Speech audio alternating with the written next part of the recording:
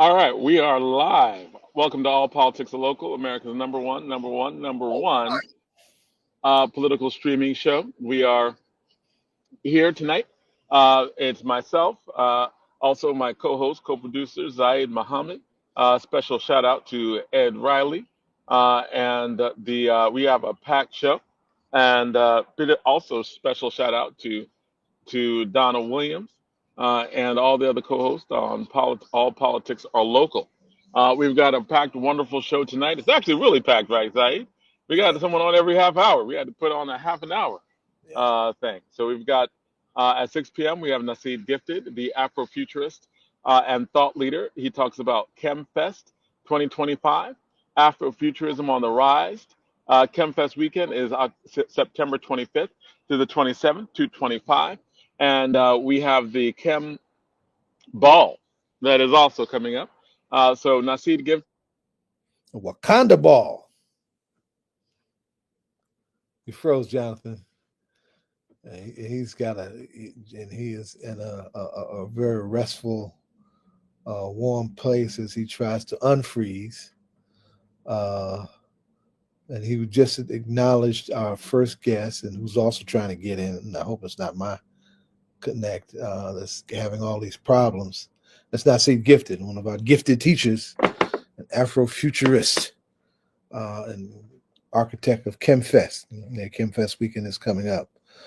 Behind that, we'll have Aaliyah Berry, who wears many hats in our Newark community-based violence intervention ecosystem as a social worker, but really about a project that she recently developed called the Village Revival Project, and some events and cohorts that she has coming up. Behind her, another healer, very important to the Newark ecosystem, is none other than Dr. Monique Swift Muhammad, who was just named the new president of the Association of Black Psychologists, among other important hats that she has worn over the years on her walk in that lane. We've got some other guests behind that. I don't have the running show in front of me, but I know we've got some other guests behind it. And of course, we'll have we'll end the show with our hip hop roundup with none other than DJ Rhino, who we've missed for the last few weeks. Lots going on. Lots going on. Our founding producer is come, Ed Riley. Peace, Try to give the run of the show. Naseed was trying to get on. Jonathan was on and he got knocked off. And Back. I'm on again. It was a conspiracy. It knocked me off. Knocked me off. All right. So Mr. Gifted is Naseed Gifted is trying to get back on. I think I was halfway through, and then I was like, "Whoa, you're not on anymore." I'm like, "What? I'm not on anymore." So yeah, so I am. I had I you am back. back. I had you back, little brother. I had you back. Oh, I appreciate it. I appreciate it. I appreciate it. Uh, so we have a pack show tonight. I think I was on ChemFest when I got cut off, right? Right. And I did know Monique and Aaliyah, but that's where as far as I got. Who we got coming Okay. up behind that? Well, we're coming on at 6:30. We have Newark Central High School and University High School speech teams talk Yes. about their national championship and an Yes. award-winning documentary that just won, I believe, first place for student films at the Newark Film Festival. And it's a Wow. conversation, and it's a serious film festival as well. So they were up against quite a few people. It's a conversation with two amazing coaches and some of their incredible students. A lot of people don't know. Like people know about. A lot of people don't know just how much talent we have in the city of Newark. And Make these speech teams have been great for years. Central High School, their coach Dennis Filbert has been an amazing coach for years and years, putting out incredible student after incredible student after incredible student. And we also have our a newer upcoming coach, right, head coach. He's been an assistant coach for years, but Saul Gouillon is the coach at University High School, and he's a brilliant young coach who, in his first few years, was able to get a national champion at University High School. awesome. I believe it was at the National High School Tournament of Champions. So these are like huge things. When we get them on, we're going to talk about just how big it is that they've accomplished what they've accomplished, and what that means nationally. So Newark has incredible speech and debate programs. We cheer each other on. They love what we do at Science Debate. We love what they do at Central and now University high schools and other schools within Newark as well. And we're going to be talking about that. At 8 o'clock, we have Diary Dumas, talking about why we need to continue the fight for democracy in Haiti and remember the international work of the late Congressman Donald Payne. And that's going to be a great one coming up. And he's a frequent guest on our show, and we always appreciate having him on. And finally, we're going to have DJ Rhino and the state of hip hop, as always. So um, Mr. Gifted is going to be joining from via his phone in a second. So we will hear from him uh, shortly. Now, is there too much sound in my background? We just heard the train. Okay. But is it overwhelming or is it No just bad. okay? All right. So we're going to be happy to have these conversations starting at with Mr. Gifted, Nasir Gifted, as soon as can get on, and then we'll be followed by the Central High School and University High School programs. That's going to be great. So, what were you talking about before? Were you doing a little segue in terms of what's going on in the world as we wait for Mr. Gifted? No, I mean, I just clicked on, and Zaid was just finishing up the rundown. Where's that sky at, John? Where's that blue sky? Where's that coming Newark. from? This is Newark. Oh, This is the Newark sky. oh, okay, This is a okay. Newark blue sky. And I don't know if how long I'm gonna be in this Newark blue sky because I think I just got bit by a mosquito. I didn't put any mosquito thing on, and it is the fall, so I might be eating bait. So, but it's a Newark, beautiful Newark sky. So I just hope they don't get my head. I see you rubbing your head. I'm rubbing mine. I'm like, Yeah. oh, hopefully it won't happen. So, Mr. Riley, Mr. Muhammad. So, as we're waiting for Mr. Gifted to get on and start our conversation about ChemFest, what's been going on in the world that you want to talk about that might be interesting? Because there's all this stuff happening. Racial profiling is constitutional. Again, like before they used to have to sneak and do it. Then they were like, he looks like he's guilty. They were like, what? Why'd you stop me? You were racially profiling me, and then we'd have to prove that in the court of law there was actually racial profiling. New Jersey state troopers did that all the time. They were under a consent decree until very recently. Born in New For Jersey. that, right. It's a lie. They used to be like, no, right now it's like you know you look like you could be undocumented. Like they literally said that Latinos The look Supreme like they could Court be said. undocumented.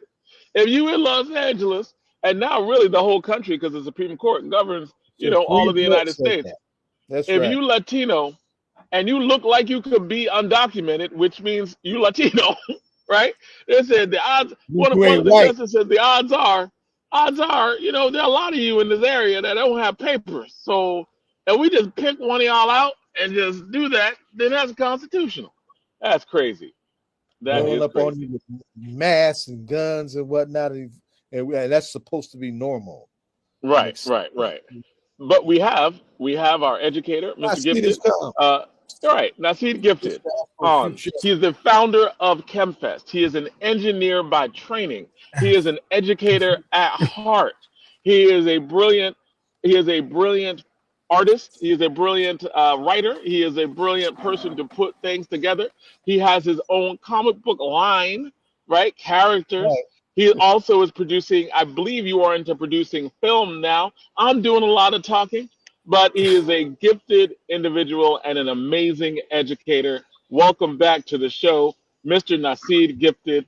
Uh, Talk to us about ChemFest. John. I mean, I'm sure brother can speak for himself, but I would say that at heart, he's an artist. By training, he's an educator.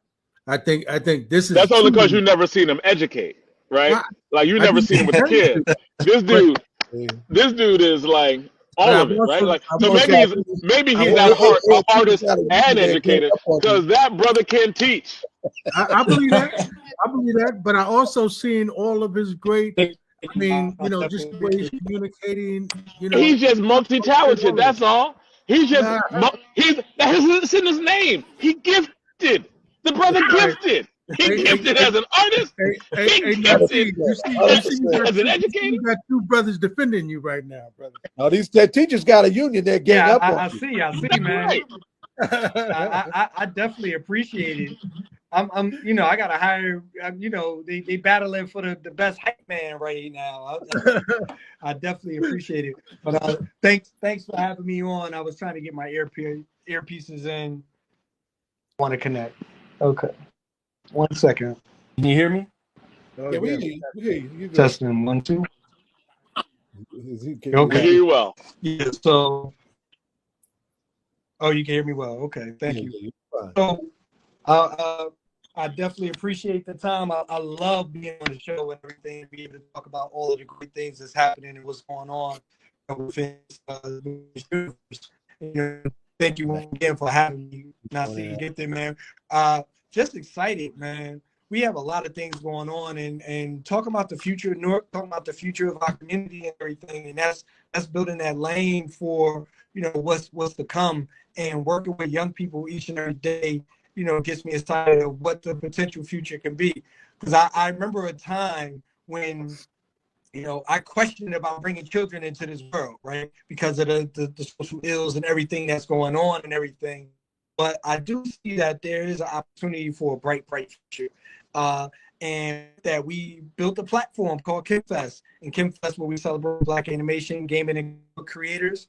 Coming from the roots of Kemet, Kemet with Black land, and Black excellence in its essence, right? And I like the fact that we're celebrating a genre that most people don't even know people that look like us exist. And I mean, and that's kind of like where KimFest comes from, where I was pretty much on a journey, a self-discovery. He was on the road, right? We lost him. Yeah. Yeah. And Jonathan, you're muted. Yeah, we hope he gets back. I don't have his number. I'll text him real quick just to jump back on while we got a couple minutes left. You muted, John. Yeah, Jonathan, you're muted. He was going into the origins of ChemFest and our representation or lack of representation in that field, and the bountiful character of our contributions in spite of our lack of visibility and reputation. Jonathan, you're gonna jump in. Go ahead. Yeah, man. Like I have some questions to ask him as well because like I love when he's talking about looking at the future and what the future can bring, right? And the hope in the Yeah, future. there he is. He's back. And he's back. All right. So, and we can't hear you. We can't hear you at all. We can't even hear you a little bit. Can you hear us? That's You're like, hey, conspiracy. you're saying something. It's like you're preaching, but you're not. Nothing's coming That's through. conspiracy. All right. There we go. There we go. All right. Now you're here, but we can't see you. I know. Okay. It's one of it's the universe, man. It's the universe. It's a When conspiracy. you're about to reveal something great, the universe blocks you. Okay. All right. So fair enough. Fair enough. Fair enough. So talk to us about ChemFest. What is Yeah. ChemFest, and what's going on with it? I know that September 25th to the 27th, like the Yes. whole weekend ChemFest. What is it? Give us some background. So KimFest was birthed out of I feel a necessity. Just doing my journey, becoming a comic book creator and writer, traveling across the country, I saw that there was a lack of, opportunities for our Black and Browns here in the city of Newark, right? So 11 years ago, I talked to some of the elders at ECBOC, which is East Coast Black Age of Comics, and just told him like, look, I've been going across the country. I've been doing these promotions and everything, and I don't our young people don't get an opportunity to experience this type of thing, go to a Comic Con or anything. I didn't even know that there was so many Black comic book creators, even though it's a very small amount. But I didn't even know that there was a number of Black comic book creators until I started traveling the country, right? And with that, I said, you know what, we need to do something in the city of Newark. So we started in 2015 at Central High School, and and with the blessings of the elders, pretty much, we've been pushing ever since. And ChemFest has just been a celebration of Black animation, gaming, and comic book creators, where we showcase their excellence in these genres that we are most of the time participants in, but not creators and innovators within this particular space. So we want to be able to flip that paradigm where we're just not consumers of these particular things, but being able to, create, showcase, and innovate. Because once we in something, we are always able to shine a light and show our excellence within those particular fields. And for me, with an engineering background, there's a ton of STEM opportunities that's within these spaces that is untapped job market that most people don't even know about. But once again, when you think about the video game industry is a $200 billion industry, right? God. Yeah, $200 billion. And when you think about from an artistry standpoint, you got music, you got uh, programmers, you got all of these different facets within this one video game. You have artists nowadays who go platinum by the number of video game sales. But a lot of people don't even know that. So like if you play a game like Grand Theft Auto or something like that, and then the radio station that you tune into, they contract those artists to be able to, produce this thing, and to produce this music for this and the soundtracks and the score and all of that stuff for that. That's someone's job. But we don't know that we can even get into that because we haven't been educated in the fact that this is an actual opportunity, right? It's actually easier to, produce for a video game than to actually go platinum, as an artist coming out. You know what I'm saying? You just got to get on the right project and just be able to Wow. tap into, but those are things that we explore at ChemFest, where you are actually you are interacting with the now generation to be able to build that next generation of creators and innovators. And that's where ChemFest comes in. And we built a 3-day event that we're super excited about, uh, touching on different audiences, but all coming together as the village that looks to raise a child in the community. It's interesting because I used to think that ChemFest was just artists getting together to showcase their work, and you had this ball. The ball is also is the Yes. ball during ChemFest as well, and it culminates Yes. So in this ball. But it's also a yes. networking event. Yes, it is. So for people who are interested, so like we have an Xbox recruiter who's going to be coming in reviewing people's portfolios. So if you want to get into the gaming industry and you don't know the insights or how to even get started, or you've been doing some coursework and everything, and you wanted someone to actually, we're gonna have someone from Xbox who's going to review portfolios, review resumes and everything, and give you insight on how you could be able to get started. We're not hiring at the event, but that alone gives you a leg up on everyone else that's looking to get into this particular industry, right? We're doing a game development at NJIT on the 25th, where we got a game jam, where we center in it for high school students. We also have the Wakanda Ball, where you dress up as I the wanted to do that. Wakanda. Yeah. Yes. That's I gonna be actually on. I wanted to jump in the lane of the models, but I have the domestic violence march in New York City the same day. So I miss y'all this year. Go ahead. Oh man, yeah. Yep. So yeah, so we had that. We actually have the Futures Black fashion show that's a part of the Wakanda Ball. And then Saturday is the expo. So the expo, we're going to have a number of panels. We have the we have the actual Steam expo where you learn about 3D printing, uh, 3D printing, game design, uh, making vibranium slime. Like we're gonna have vibranium slime, so you're gonna be actually creating slime. Comic book creation. A number of experts are going to be coming out just to share their knowledge and information, and then we actually have a huge marketplace. Oh, and I'm sorry, we actually have the Kim Animation Film Festival where we have 27 films from 15 countries across the African diaspora. 27 films. Wow. Short films, of course. I mean, they gotta be short. Y'all doing that in the day. Yeah. So And do you want to highlight any of those films? Well, yeah, we're definitely highlighting all of the films, but we want people to be able to not only see the films but experience, the different avenues that come along with this. I mean, I have a whole long list of things that I want to kind of touch on, especially with the film. We're actually showcasing our animated film, from the graphic novel series PD Soldier, which is Blacklisted. So Blacklisted will be premiering at KimFest this year, which stars Tobias. Tobias. We also have Nice. Bussy. Yeah, yep. Tobias is in it. He's actually playing the role of PD Soldier. Davion You Bussy. know, you kind of Gibson. buried the lead with that.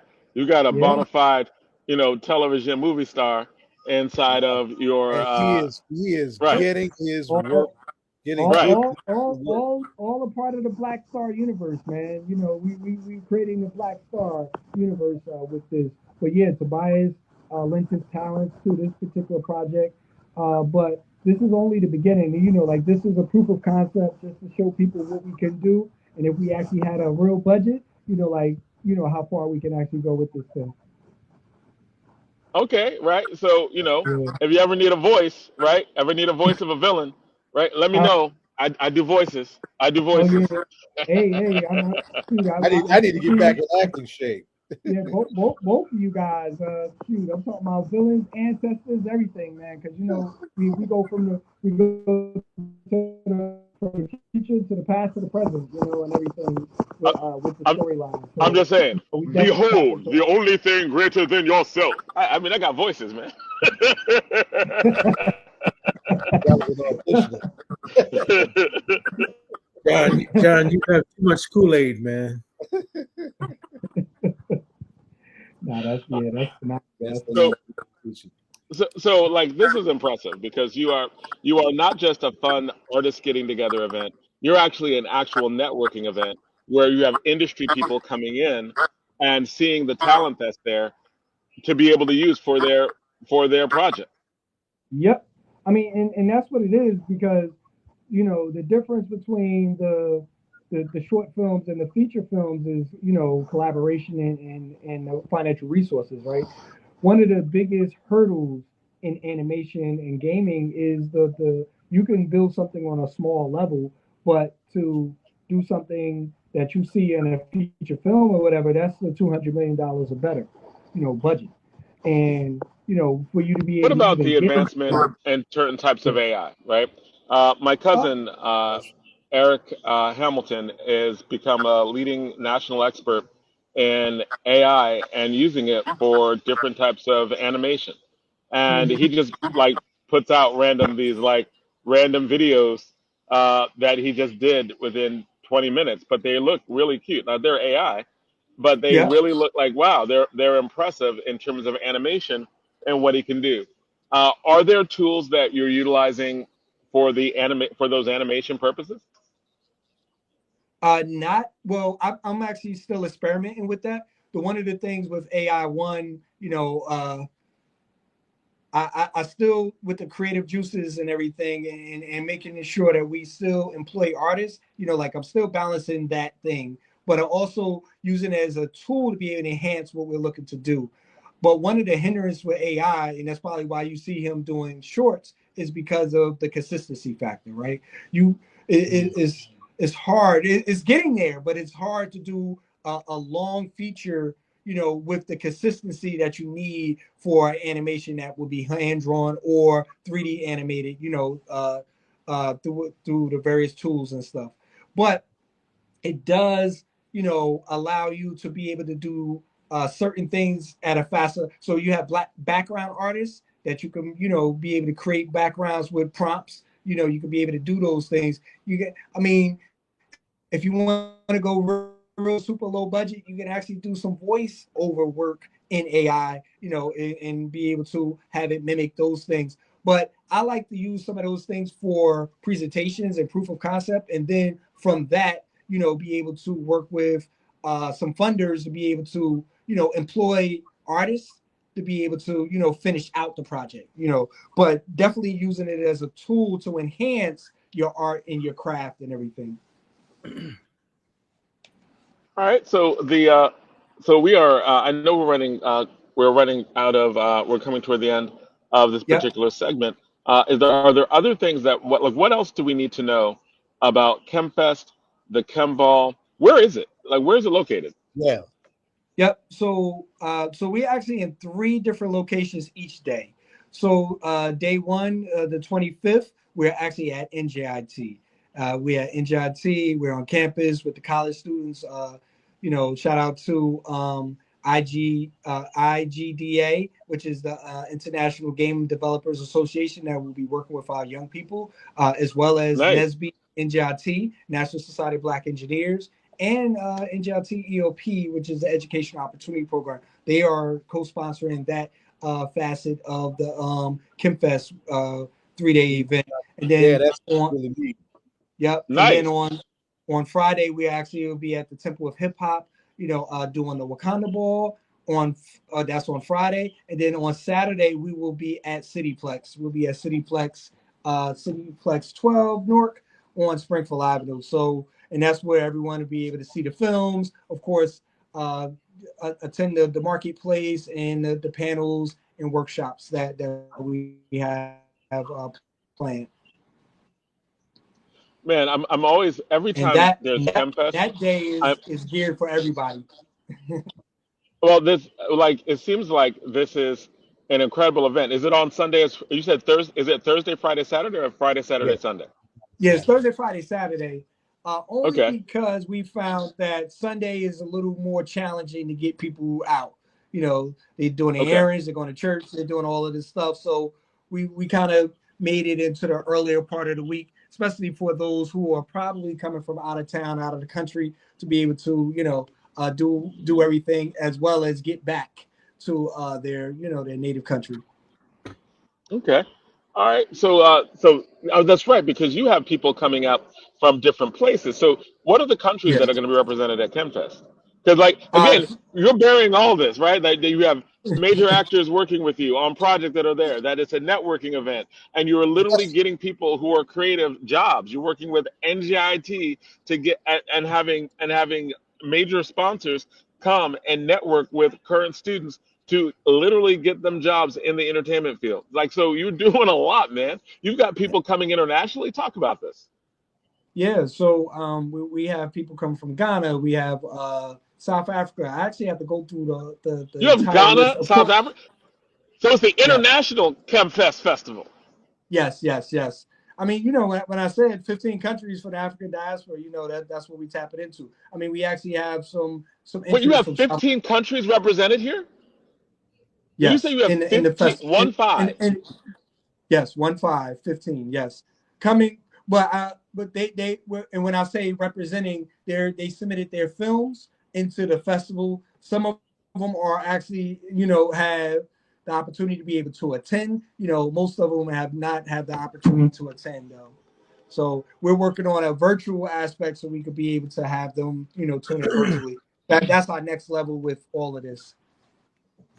Wow. And Okay, so do we have a flyer for this that we can post?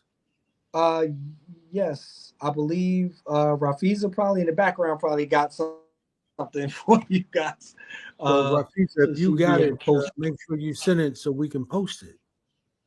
We should have Mhm. been let me see. posting while we're I talking. I probably think do have that I tagged in y'all with it. my. Huh? I tagged I will y'all with probably it. have that. Okay, cool. And I probably have it in my messages, so I will post it as well. So um, But yeah, it but you is could definitely go to.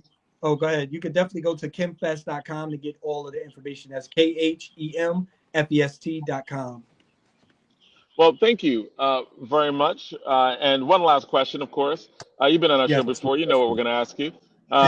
Who are you rocking with now? What is the hip hop artist song that is best with Chemfest? Like, what is your Afro? Do you have Afrofuturist music?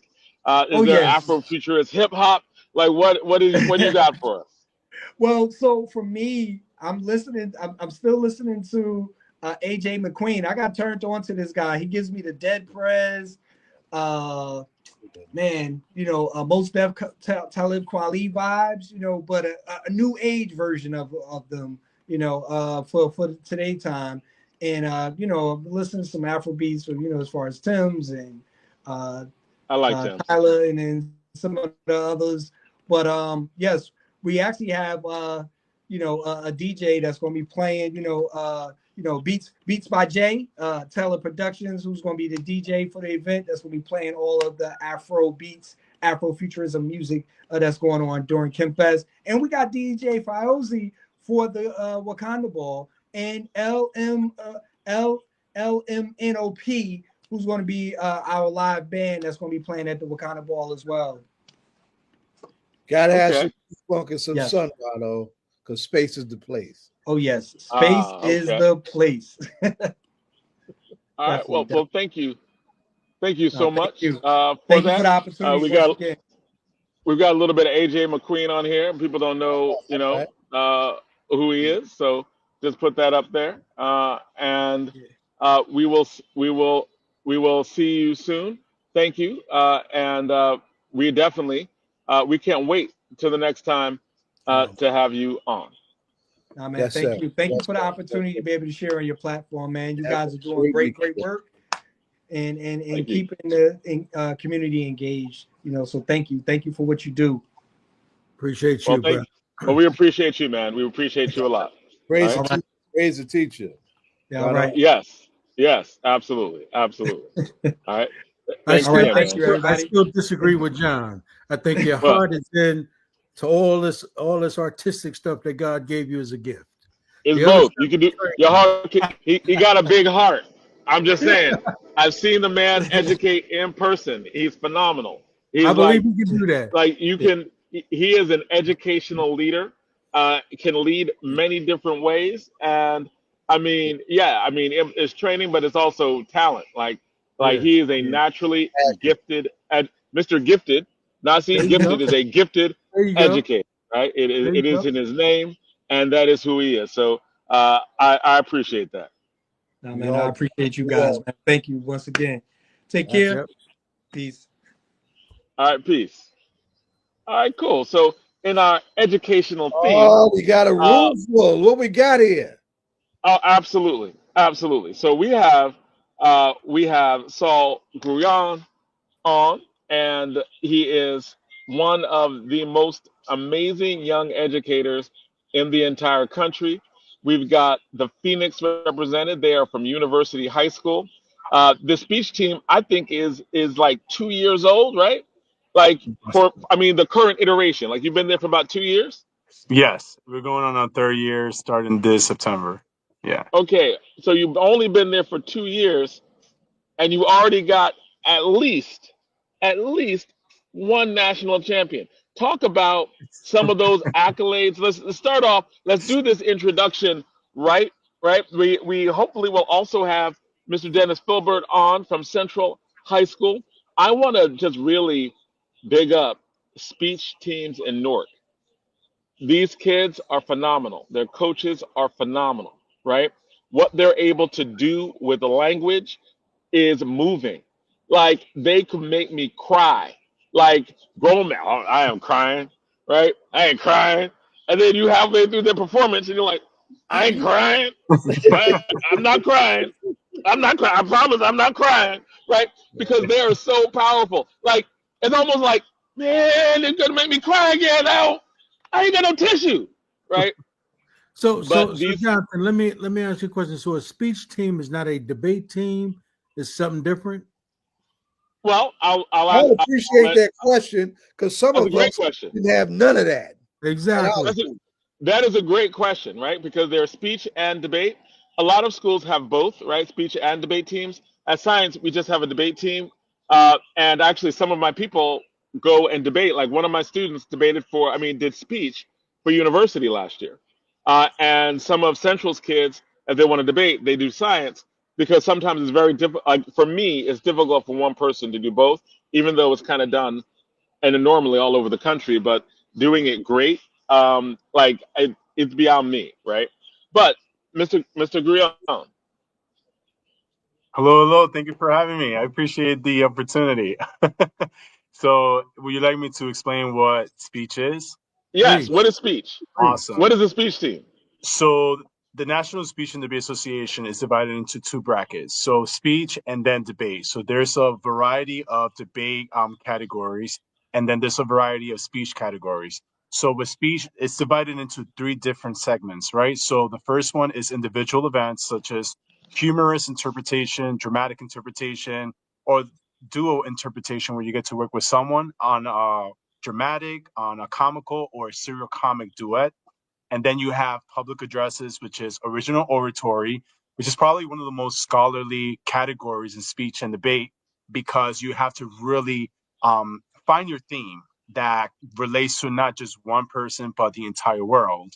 And you implement statistics, you implement anecdotes, you implement life experiences that coincide with the struggling class. And then you also have extemporaneous speaking, which is an amazing category for those who want to really improve their SATs taking skills because you have 30 minutes and you get three topics. Out of the three topics, you take one. And you have 30 minutes to develop a well cohesive, persuasive statement on any political matter that's dogmatic or that's the red topic. And then you perform it in 7 minutes and 30 seconds. So in the SATs, you have to read a lot. You have to uh, choose the best answer. But extemporaneous speaking, it keeps you watching the media. It keeps you being consistent with research. So that's extemporaneous and original oratory. And then we have categories like impromptu or improvisational acting, poetry and prose and declamation for our first years. And yeah, that's basically much in a nutshell, what speech is. Wow. And so, and just to give some add some layers to it, um, it's leadership training. You have like Oprah Winfrey competed in speech categories, right? You have James Earl Jones who competed in speech in high school. You have Ketanji Brown. you Ketanji Brown, but I think she might have done debate or she was speech, She but that actually might have been both. Might have been both. she actually did humorous interpretation, which you have to really step out of your comfort zone. And there's videos all over her on YouTube. So yeah. Oh, nice. Okay. All right. She debated for the Supreme Court justice debated for a legendary coach in Miami Palmetto, and so the things that they're involved in are things that are have been nationally recognized as leadership training for years, right? Like decades, like from the 40s and 50s on. And so they're part of a larger national community. Just like with debate, we're part of a larger national community, travel all over, meet people, but it's a national, vibrant community. It's the same thing with speech. This is a national community that has been used for leadership training for for decades and decades. It's part of it's a part of American culture, right? And these kids are representing the best of it. Tell them about some of the more recent accolades, and tell us about some of those very cool looking kids who are behind you. Tell us about some of these uh, some of these these Phoenix students. Um, so, well, I would just like to introduce them. This is Lewis, this is Veronica, and I'm Dante Elliott. Um, I've been on the team for about 3 years now. Before I joined speech, I was a singer in University High School, so I've never heard of speech and debate before. But one day I was recruited, scouted by one of the OG seniors on the team before, Malachi Yepes, who played a big part in the team. He told me about the program. He said that I should join and that it would be a good learning experience and opportunities will be presented. So I joined the team. Now this is where it gets a little difficult. So basically, I was thrown into the last chance qualifier tournament, where it's basically where you qualify to nationals. And I did the tournament and ended up placing, I believe, what, fifth? Fifth out of how many people? 76. 76 people. It was virtual. But I ended up playing fifth out of 76 people, and then I qualified to nationals. But I still didn't know what speech was. You know, I did duo. I did that category. And then I went to NSDA, which is the National Speech and Debate Association, in duo. After going in there, And duo is what? What? How would you describe duo? I would describe it as two people working together. You have to have chemistry, you have to be synchronized, and you have to understand what you're doing, like the piece, the literature. So I would describe duo as that. You basically you're working together and synchronization. You must have chemistry, and you're doing a script of about 10 minutes and 30 seconds of it could be dramatic, it could be funny, it could be both. So So yeah, it's like a very powerful live acting piece. You're in yep. character and you're telling a story in 10 minutes, Mhm. but you're acting it out. Yep. And the long Most definitely. editions. That's what they are. Can It's you long. can you show us in 2 minutes? Can you give us an example in 2 minutes? An example? Well, But before you get to well, the example, finish your story. Finish the story they were talking about, and then come back to the example. mhm. So when I went to nationals, I got burned, right? Because I was just thrown into this tournament where I met a lot of people, but I didn't really know these people. I met a lot of strong, important figures in the speech and debate community. When I was thrown into this tournament, I was working with Malachi Yepes and duo, and I didn't make it far, but I learned a lot from it. And after that, I then learned to continue on and be stronger for the next year. So now, in this current season, I am now currently ranked #1 in dramatic interpretation and #1 in duo interpretation. Of course, in the state of New Jersey, I'm sorry. And I couldn't have done it without my coach, of course. I couldn't have done it without my coach. Congratulations. Wow. Cool. Thank So you. you're a current state champion in 2 different categories. That's nice. Oh, yep. Okay. yeah. So, Congratulations. Thank you. Thank you very much.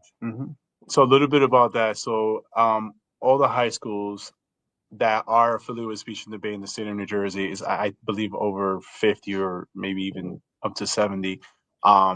Dante is #1 in dramatic and in duo interpretation. And this is just his first year, so it's really amazing that Wait, um you were a Wait. freshman or You said this sophomore? is his first he was year? a sophomore Wow. and accumulated enough time. Wow.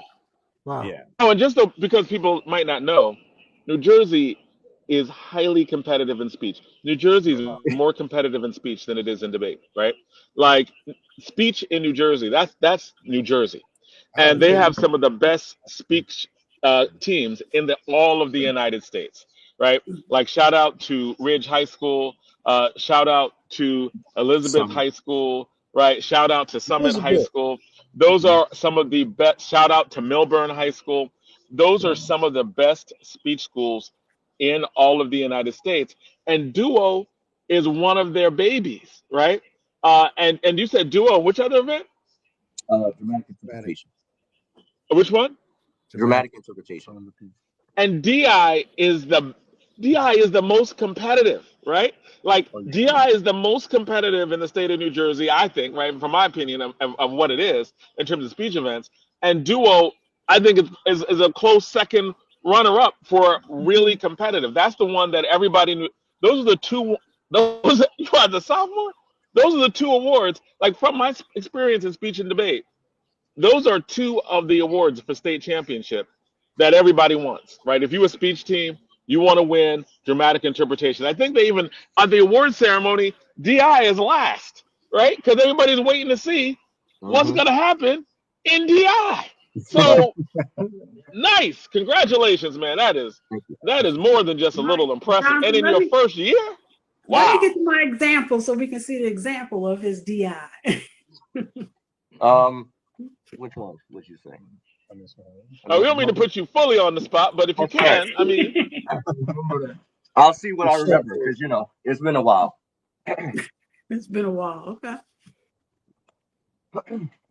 We're halfway. You can see perfectly. Yeah. Let's see. All right.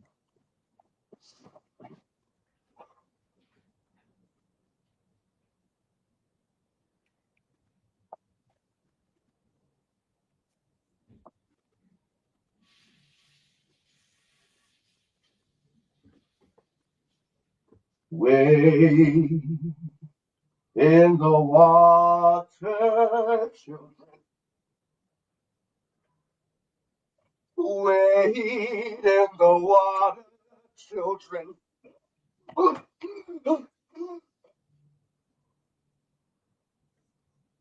Wade in the water. God said he's gonna trouble the water.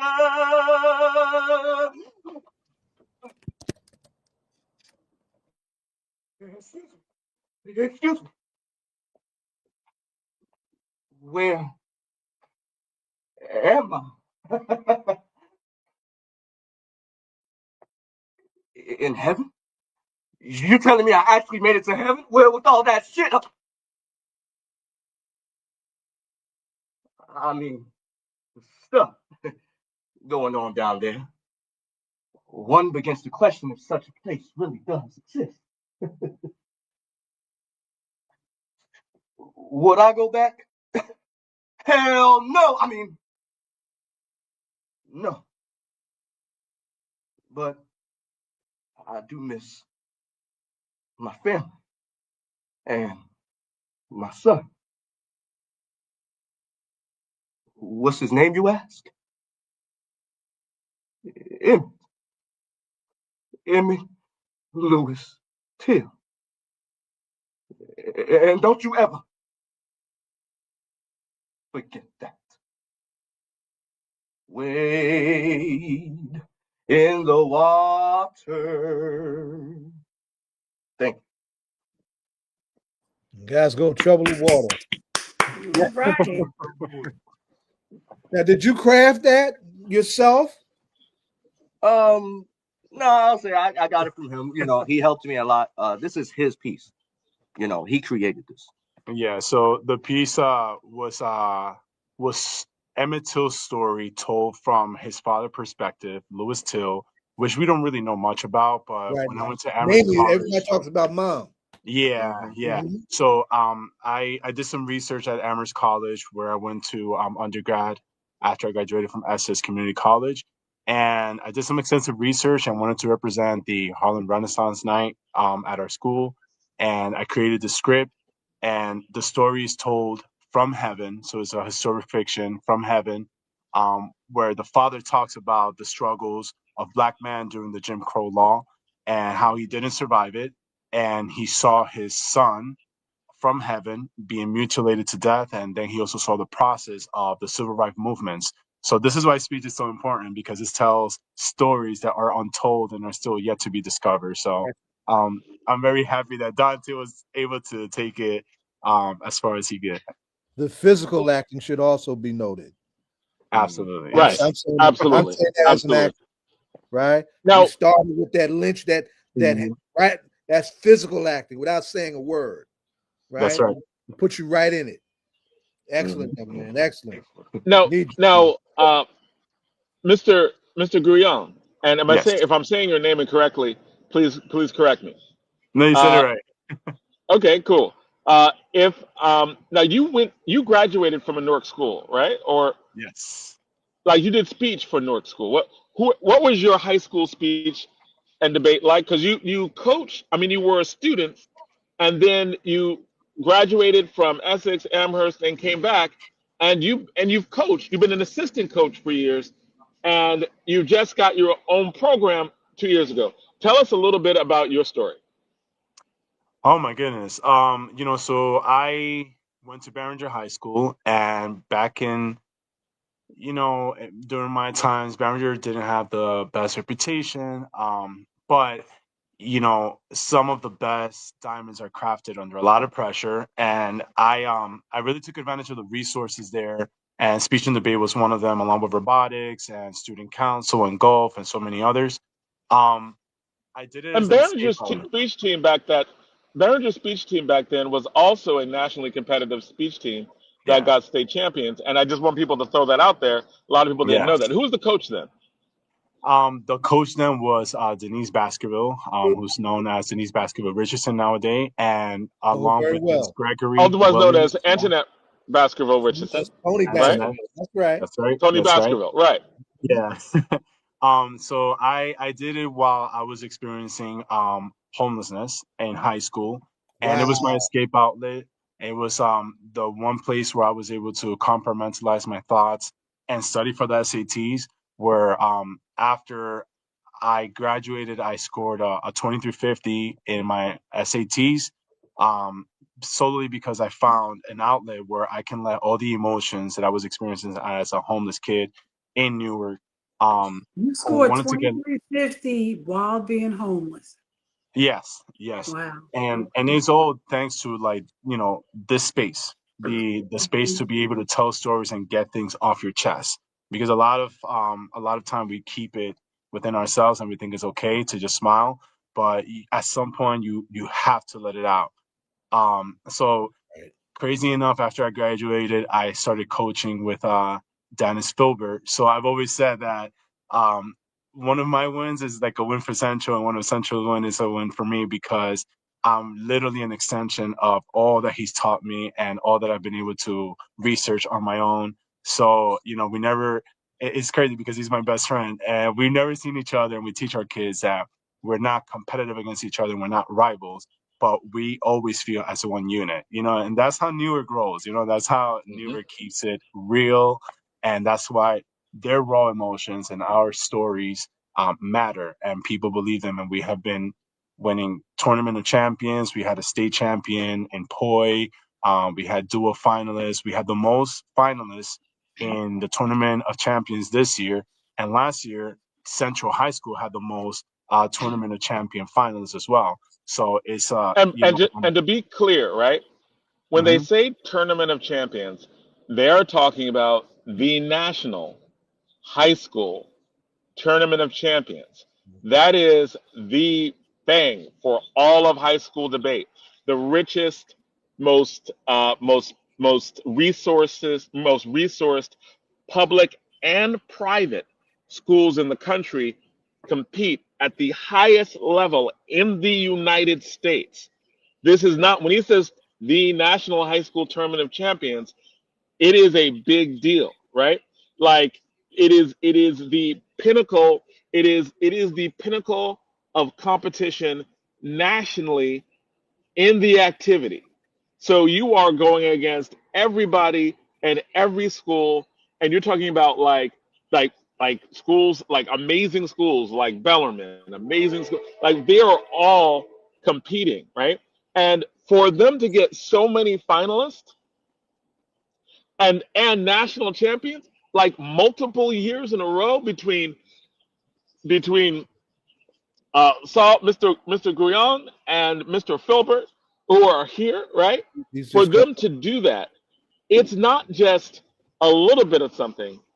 That is absolutely amazing. So, like when we're talking about Newark speech and debate, like people know a lot of stuff that I do, my friends know, but one of the things I really want to keep on doing is highlight that the excellence, it goes all throughout Newark when it comes to speech and debate. Before I want to introduce Dennis Filbert on, because like the cool thing about this is what you just mentioned before is that you were you were a student of Tony Baskerville, Antoinette Baskerville Richardson, who is was a legendary speech coach at Yeah. Behringer. Multiple Oh, yeah. state champions. They did well all over the country. A Yeah. legend in Newark, right? Right. And when he was an assistant coach for Dennis Filbert, who is a legendary coach. Inside, he's one of the best speech coaches in the United States and has been for years, right? For many years. He has been just an amazing speech coach, producing alumni after alumni who have done amazing things. So before we jump to Mr. Filbert, can you introduce us to those other fine Phoenix students who are behind you? Do you want to introduce? I guess I'll start. Uh, so, I'm about to say this is speech. Let him introduce himself, but you're doing it. Go ahead. you're right. You're right. So, hi, my name is Louis Franco, and I remember the first time that I ever knew about speech and debate was actually for my sister that she did debate. I don't know if you remember her, Mr. Austin, but her name was Lisa Franco. You remember her? Wow, wow, that's cool. Yes, Yeah. but that was a long time ago. That wasn't a long time. That was like 3, 4 years. Ain't been that Okay, long. uh, I'm old now, so time is a little different. But yeah, But continue. but that was from the debate side. But from the speech side, I remember the first time that I was introduced to speech was like what Dante said was from Malachi, our former president, which he came up to me and he was like, this is new club named Speech. It's not basically just giving a speech. It's a club that revolutionizes you. It evolves you to, grow and like become a leader and express yourself. And I like what Mr. G said, which he used speech as a scapegoat. Wasn't that right? Yeah. Escape outlet. Yeah. Escape outlet. I remember my first tournament, well, you don't know, but I'll tell you now. My first tournament, I remember I was having a rough time because the day before my grandfather passed away. Mm. Yeah, I remember my father, he was like, Luis, ven para casa, mijo, he was telling me like, if you don't think you're able to perform, you can come back home. But I said, you know what, Dad? I got to think of my grandfather. I want to see what can make him proud. And I thought if I were to go to this tournament and, if I were to perform, even though if he didn't got a chance to saw me, he would be proud of that. And, that's what I did. And, thanks to the influence of Mrs. G and our speech community I don't like the word community. I like the word family. Thanks to our speech family, they helped me through not only emotionally, but physically. They, cheered my mood back up. And I remember that tournament, I got second place. Now, there have been many ups and downs in my speech career, but the one thing that I like the most is our family. We rise ourselves in university, we like to say we rise from the ashes. Mm-hmm. But in our speech family, we like to say we rise, but also build others to rise together. And Okay, that's a very important lesson I learned in speech, that I'm not only competing against them, but we're competing to help each other so we can grow. Yeah. I was going to say we are running a little bit tighter on time, but Sorry. I do want to introduce. No. I mean, don't ever about not for that, not for speaking truth. No, I didn't bother But you. I understand. but just to introduce the other person, because I definitely want to highlight the things that Mr. Filbert has done as well, and because and even have him back as well to talk about some of those amazing things at Newark Central High School. So the young woman in the side, who are you? Introduce yourselves very briefly. Tell us a little bit about who you are. Hello, my name is Belanica Messino. I am a sophomore as of right now, and I found speech through my coach, Mr. Guion. And it's funny because I wasn't interested in speech. I actually didn't know about the activity. I was trying to join debate, but in the midst of trying to find debate, I ended up finding speech. And I think it's a great extracurricular, if not the best one. I have grown a lot. I have learned to be more confident in who I am. And even though at first I didn't want to join the activity, I ended up being the first freshman to break last year. Okay. All right, and breaking means that you advance to elimination rounds. So that is going to be you are like the future of the team. So it is an honor to meet you. Meet you online formally, right? So I'm sure I've seen you at tournaments plenty of times. And thank you, right? And we are going to Dante, one more time. So, Mr. G, is Dante your name and your name? Say your names again. Louis Franco. Monica Messina. Veronica. Okay. All right. Okay. All right. So let's introduce Mr. Dennis Filbert. I know that we do not have much time, and we were going to have you back on to talk about things more in totality. But just as a basic introduction, Dennis Filbert is a legend when it comes to coaching. He has coached for well over like 25 years, right? And he has had champion after champion, and his alumni are impressive. His assistant coaches are impressive. His students are impressive, right? He is amazing, right? And and and they even right this year did a documentary film about last year and what they did, Whoa. and won an award at the Newark Film Festival. So Mr. Dennis first place at the Newark Film Festival. So Mr. Filbert, talk to us some about this year, what that film was like, uh, and what it was like just seeing that process. All right, good evening, everyone. Um, it was a good experience. I think what it is that um, we wanted to do something, I guess, to say that to make history and history because I felt that I had students that were able to do both things since no one in Newark public school in the 165 years have ever made the main stage. So we decided to document um, all, all tournament competition from day one, from since July all the way until June, the very last tournament. And And just for with that, context, when you say the main stage, he means that becoming in the top six at NSDA yes, Nationals. NSDA Nationals is a week-long tournament at the end of the year in June, and it is the largest speech and debate tournament in all of the United States, and no coach from Newark has made the main stage in terms of the top six. The best I have actually ever done was last year when a kid came in seventh and missed the final stage by a ballot or so, right? So that is just amazing in terms of what that feat is. Continue. so I think we so that Mr. from Filbert, your one your Waking up. your Oh, connection your connection is Yeah. is going it off. So try to cut off the screen Video. and Yeah. just keep the sound. And Mr. Gifted was having the same problem earlier. all right, can you hear me? that's better. We can hear we can hear you very well. Okay, all right.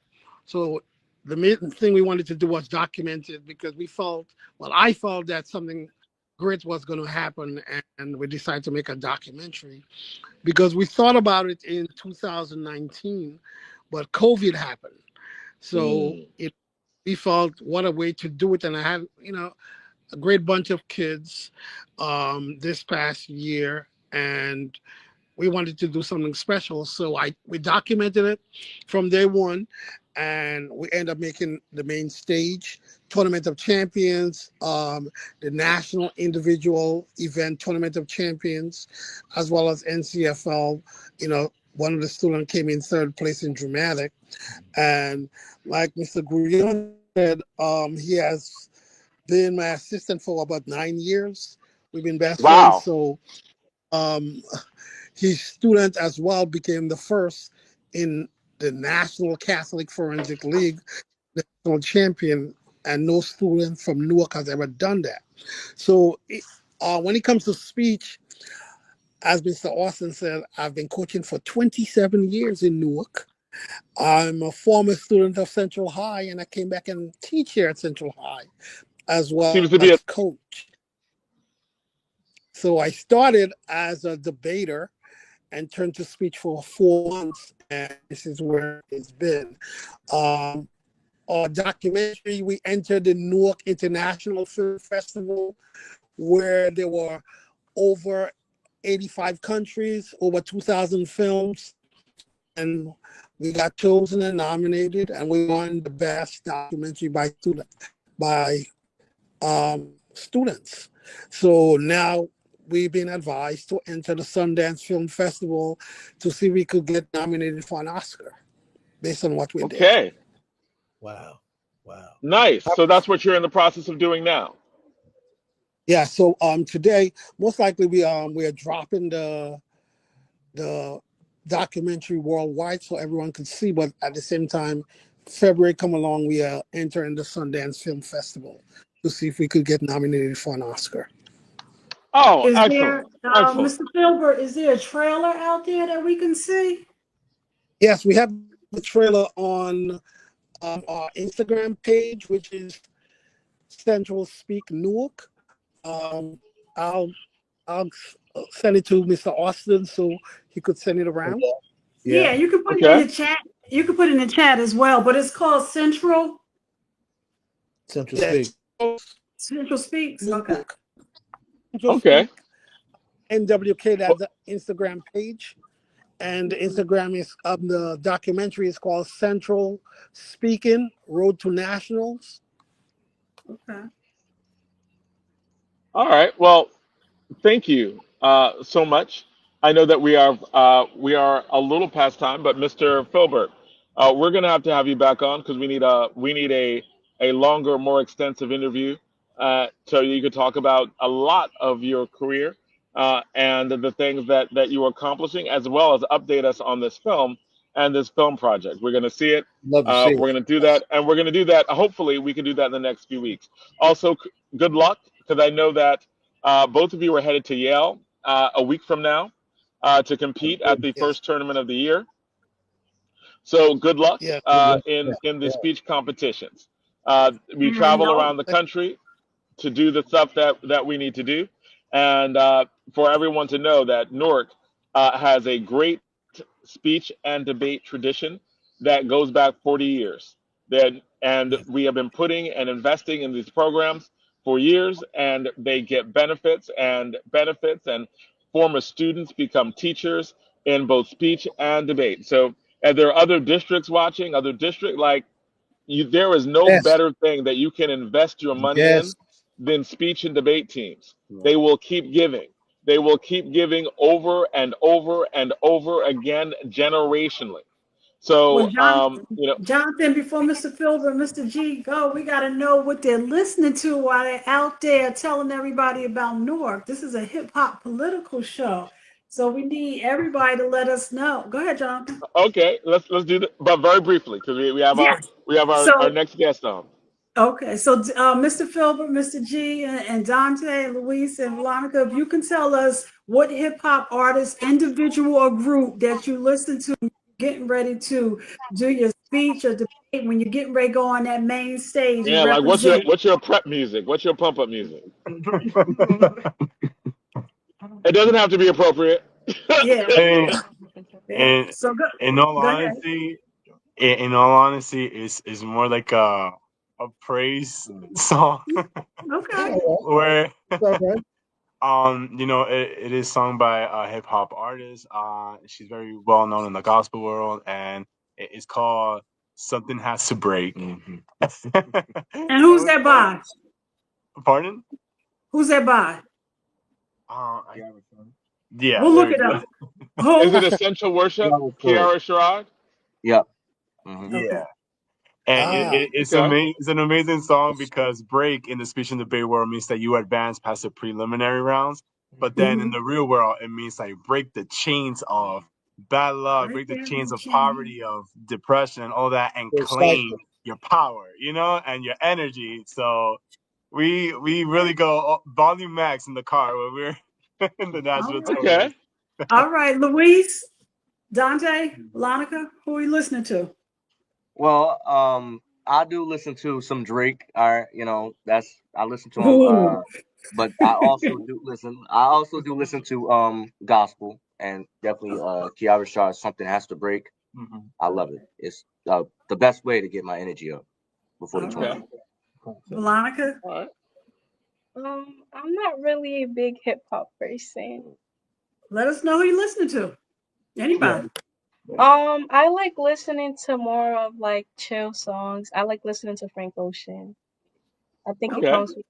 calms my nerves down before a tournament. All right, All right. Louise. Cool. Well, for me, I really just listen to beats. Realistically, Okay. just like common beats, because sometimes I can get a very explosive person, or sometimes a very like nervous person. So I like to just listen to calm beats, to calm it down. Okay. All right. How about you, Mr. Filbert? Mr. To be honest, I don't listen to anything because I usually be focused. And after doing voice with the kids, they usually be focused. So they usually walk around sometimes and just stay focused on what they're doing and not really music. If they have to listen to music, I'll tell you to be honest, is most of them do listen to gospel music because I listen to it a lot. Okay. Okay. Well, Uh, y'all got so we I was listen to getting ready to say gospel. you don't have to be. It doesn't have to be proper because I remember I listened to different things different years depending on who my top debater is. But one year I remember it was "Hit 'Em Up" and by Tupac, and there was another year it was like some songs by Jay-Z, and Mm. some. I mean, they don't necessarily have to be appropriate. I won't only say what Jay-Z song it was, but I mean, it is what it is, right? Like when you're invested in that. So thank you both for Or it coming could out. be very appropriate. You can go for either. Well, I'm an educator. I have to, Yeah. keep some propriety there. So, Well, thank you. so thank you for coming out, and thank you for being on the show. We need to Thank get you you. back more often in other aspects as well. So we'll talk later this week. So having both of you back on a more regular basis to talk just about because I know you do a lot of really great stuff in the community, both of you as well. So definitely let's continue these conversations. Awesome. Thank you. Thank you. Thank All right. you. Thank you for Thank being you. here. And y'all can, All as right, students thank come you. back, we know we're gonna see you guys doing great things. Dante, I'm looking forward to see you. We got studios Yes. coming, so we know we're gonna Zoom. see you. Okay. Keep it up. All right, Thank you. thank you. Thank you. All right, take care. Until next time, we will see you soon. Now, we apologize. We ran a little bit over for this segment, and Zaid, you could do our And she introduction. came on Uh, smiling, so she must have been enjoying the conversation. Listen. And then one of the segues from the previous conversation to what Aaliyah does, and this is the great Aaliyah Berry, somebody who we cherish in this space that we created in Newark called our community based violence intervention ecosystem. She's one of the social workers that really goes in some spaces where we got very few people with her caliber and her character, right? That go in and does what she does. And one of the things I'll let her talk about it, but Aaliyah, if you saw that young man doing his presentation, you also use art therapy and drama with the Village Project, right? But let me just try and frame it this way. Some of y'all know I've always wanted to do a credible messages series called Profiles in Courage, right? And one of the underappreciated realm of credible messages in our work is the role of the healers, right? Is the role of the healers, and you got to be really really genuine to be a credible healer, right? Because our folks don't, while we're struggling with so much pain and healing from so much harm, you need folks to help you identify why that's so important. And Aaliyah has been hugely exceptional in that regard. And she's got stuff coming up, right? So I said, and I know it's probably been a good while since we've had you on, Aaliyah, but we definitely wanted to get you in the space and to lift up what you're doing, right? The Village Healing Project. And Seeds and Berries. Now, let me say this also. Seeds and Berries ain't enough because she done had her own podcast called the sidewalk social worker, the sidewalk, the street healer. We love that, right? Because that's where all the action and the drama is taking place, right? And that's where credibility is built in a very real way. But Leah, before you tell us about the Village Project, right? Well, in the language of your generation and those younger than me, why don't you tell us your origin story? This healing work is tough work. Mm-hmm. Mm-hmm. What brought you to this line of work and this character, this particular walk within this line of work? Because it is indeed very demanding, and you know, and the spaces that you've developed and why you're so committed. Yeah. So thank you. And yes, I was enjoying from the backstage room of the virtual, digital, whatever, wherever I was sitting. But I thoroughly enjoyed those young people. Like I love our greatness and our excellence. Like yeah, that was good stuff to me. And I also just want to thank like y'all for this platform. I mean, as long as it's been going on, I tune in and be inspired by the conversations that y'all have, and like this platform is righteous and honorable, and I appreciate just a little bit of space to talk about my work. And so thank you for having me. So yeah, Aaliyah Berry, I'm a community-based social worker here in Newark, and I'll say like what I do, but then Baba Zahid, I will then say like the why of it all. But essentially, yeah, I'm a community-based social worker, and what that means to me is definitely that it is not a 9 to 5. It is not within the four walls of an agency. It is doing healing work and serving in such a way that I find myself on, in baby showers and graduations, unfortunately, in funerals and sentencing hearings, at red lights and sidewalk goal setting, like Baba Saeed says. So it is definitely community based. It is not 9 to 5, Monday through Friday. I'm also an organizer and have been in this city for 25 years. And so I have, experience from ages 0 to 75 years old over the course of 25 years. And that is including daycares and group homes. I used to be a special ed teacher, shelters, correctional facilities, a whole bunch of different places doing a bunch of different things. And I also do Heal the Healers work. So as Zaid said, like we need to carry our work, and healers definitely need to be supported as well. And so kind of when it comes to the violence intervention ecosystem, like my lane is supporting individuals before, during, and after incarceration to heal the emotional roots of violence is pretty much my lane, where I do that literally on the sidewalk before the incarceration, before, whether that is kids that I've known in schools or programs or whatever, but like the sidewalk, I also write reports for court to compel the court to understand trauma as a mitigating factor when it comes to not waiving juveniles up to adult court, as well as sentence reductions. Let me just stop you because that is a big. How do I see y'all? Because I can't see faces. Oh, we hear you fine. I know. So we went to a big screen so we can have all eyes on you, Leah, because it's about you right now. What you just said. Yeah, when you kicking it, we just want everyone to see you. We here. Right, that's right. You're talking not just to us. You're talking to everybody else, so they need to see you too. No problem. No problem.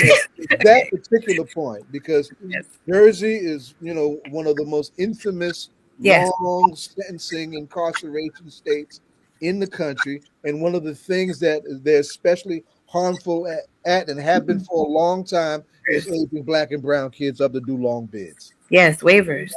That point was important. I want you to put a highlight in that point. Go ahead, continue. And Leah, just let me say, as you finish, my brother's friend, he used to work under Sharp James in the city of Newark, and he started writing a program, and he thought that reentry should start at Green Street, right there, not when they're coming out. They should start the minute they get there.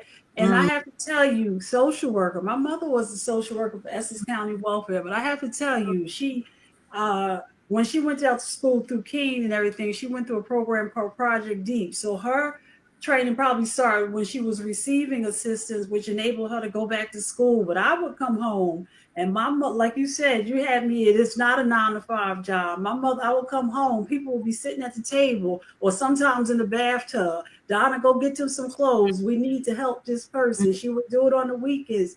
And at that time, she was down on Broad Street across from Symphony Hall. It was like, I say it's so good to hear you say that, but I can remember it was like a room full of social workers who would take their files home, who would talk to they carried this caseload with them on their heart, and they saw these people through from to the beginning to the end. So to hear you, it's a hard thing. It's a very challenging job. So thank you, sis. And look where you're at, right? So it's no surprise that her legacy got you here. You know what I mean? Like, you know. So I'm not surprised to hear you was raised by a street social worker, home, but it's definitely not. And then to your point about her being raised by community, like I've been doing this 25 years, so people are like, well, how old is she, right? Like I'm 41, right? And the community raised me in this work first. Like, and then I got my master's in 2016, right? Like in social work. But I was a teacher. I had a journey, right? I started in Newark as a younger person, you know, like over the age of 18, but younger person, still not necessarily fully Miss Berry, you know? And so my own experiences with that, but like the community raised me in this work. And then I got formal education, which like put names and words on the stuff that my gut was already telling me. I was like, I've been doing that at Broad Market for 10 years, but it had a name like CBT or whatever. Like, I don't know, but I've been doing CBT on the sidewalk, you know? So school definitely like formalized what community had already put in me. And yes, Bazaid, in regards to the waivers, like the disproportionality of waivers, especially not just, I mean, yes, New Jersey, but across the counties, like the amount of waivers that come out of particular counties and then like one a year in other counties is not, it's not subtle. I'll just say that. But the juvenile court is coming along, like if slowly, but surely coming along and understanding trauma and how trauma behaviorally manifests into, to be official, and you know, I'm bi-dialectical, but like to understand how it can become criminality. Trauma, there's correlations between these things, and for the court to understand that, and to understand what long-term incarceration and how it exacerbates the issue at hand, and upon release, like folks can, you know, be worse, you know, if you incarcerate them for longer. So what I do is in that work, I have conversations, I build rapport very quickly, and I translate people's stories onto paper in very official words that courts understand. And so that work is very important to me. I don't speak about it often in public, but when we say I heal emotional roots of violence before, during, and after incarceration, I used to skip over court. Because I want to know parts of it. I want to know parts of court, but this work, you know, I was pulled in a couple years ago, and it's important. And then I work, you know, in a local correctional facility for the last 10 years. Like I was there last night. I worked there part-time for 10 years and running healing spaces in the correctional facility.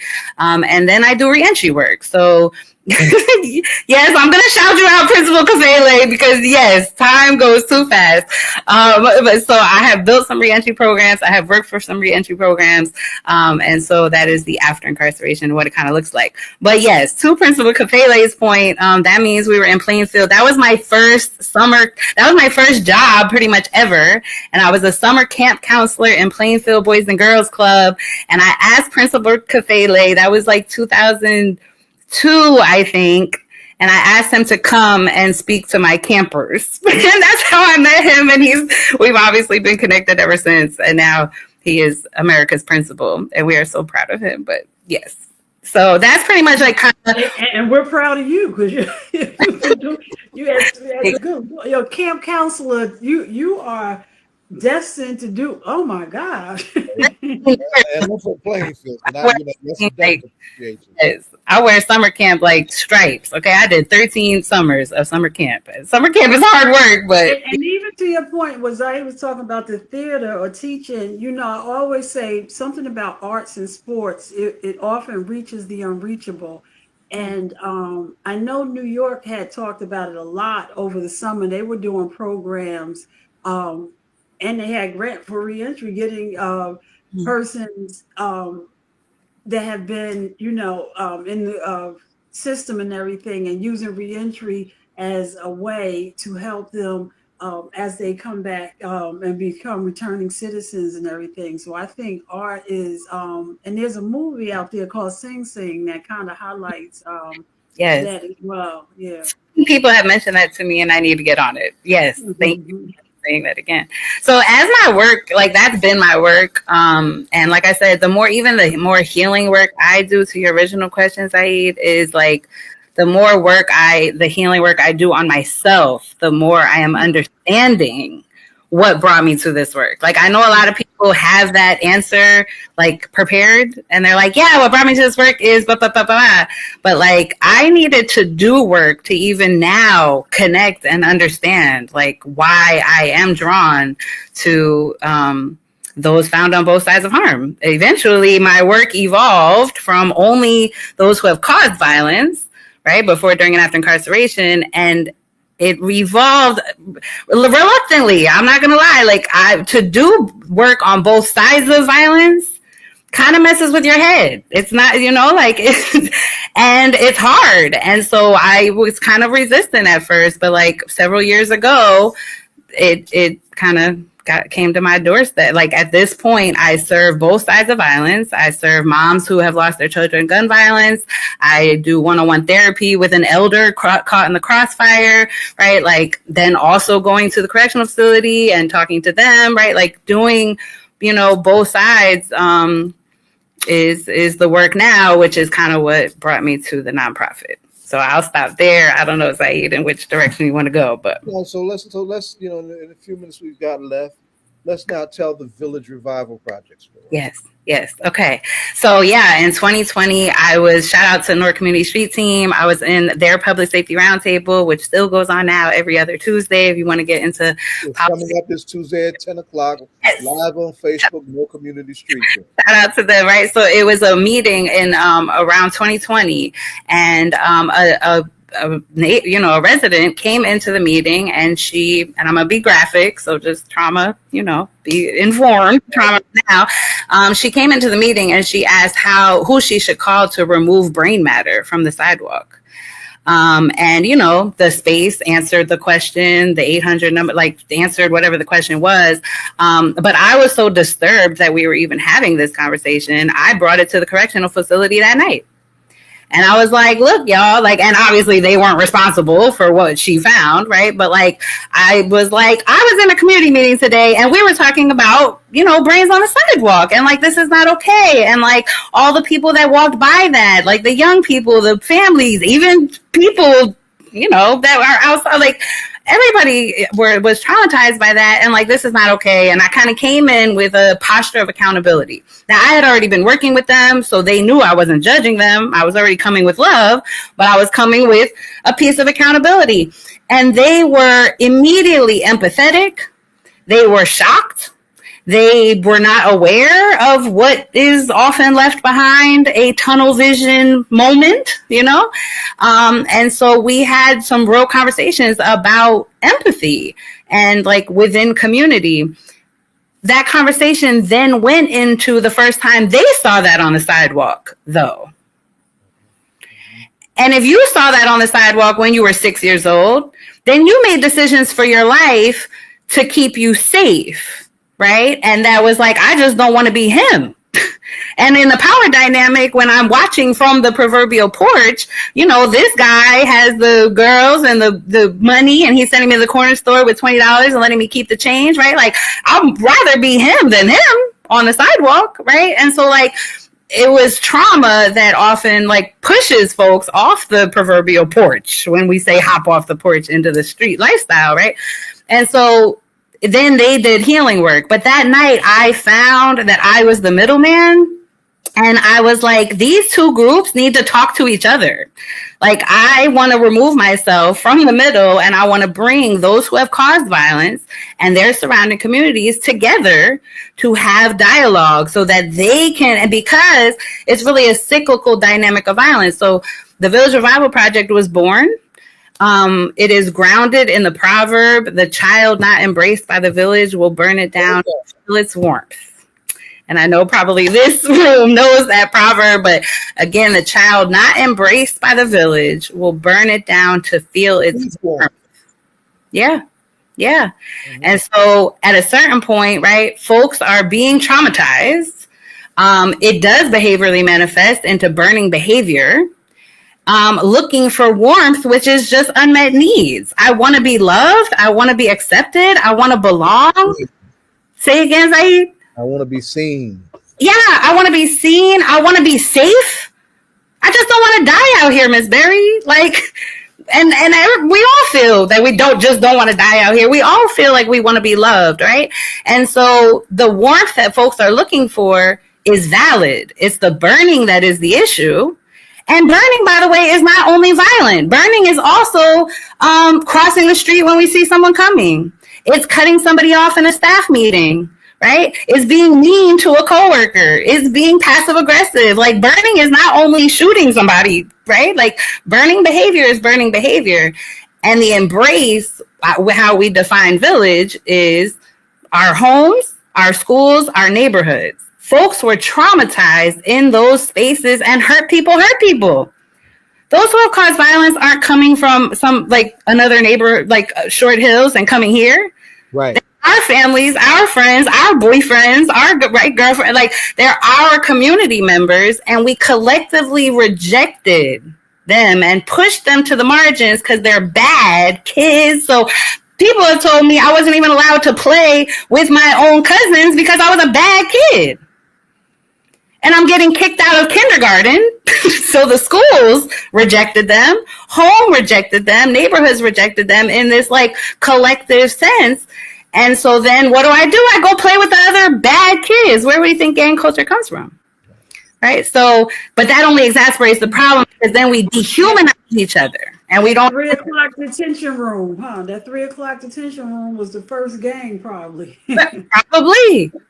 And the way you feel when you're rejected in that way. But then what ends up happening is we dehumanize each other because community doesn't want to be harmed. We don't want to see brains on the sidewalk.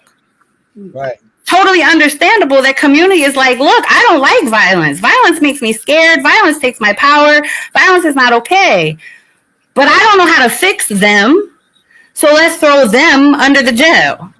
Right? But like, that's not necessarily correcting anything. And then this us versus them divide comes and we don't even see them. And they don't see us either because, oh, Miss Berry, I didn't hurt her. I just took her car.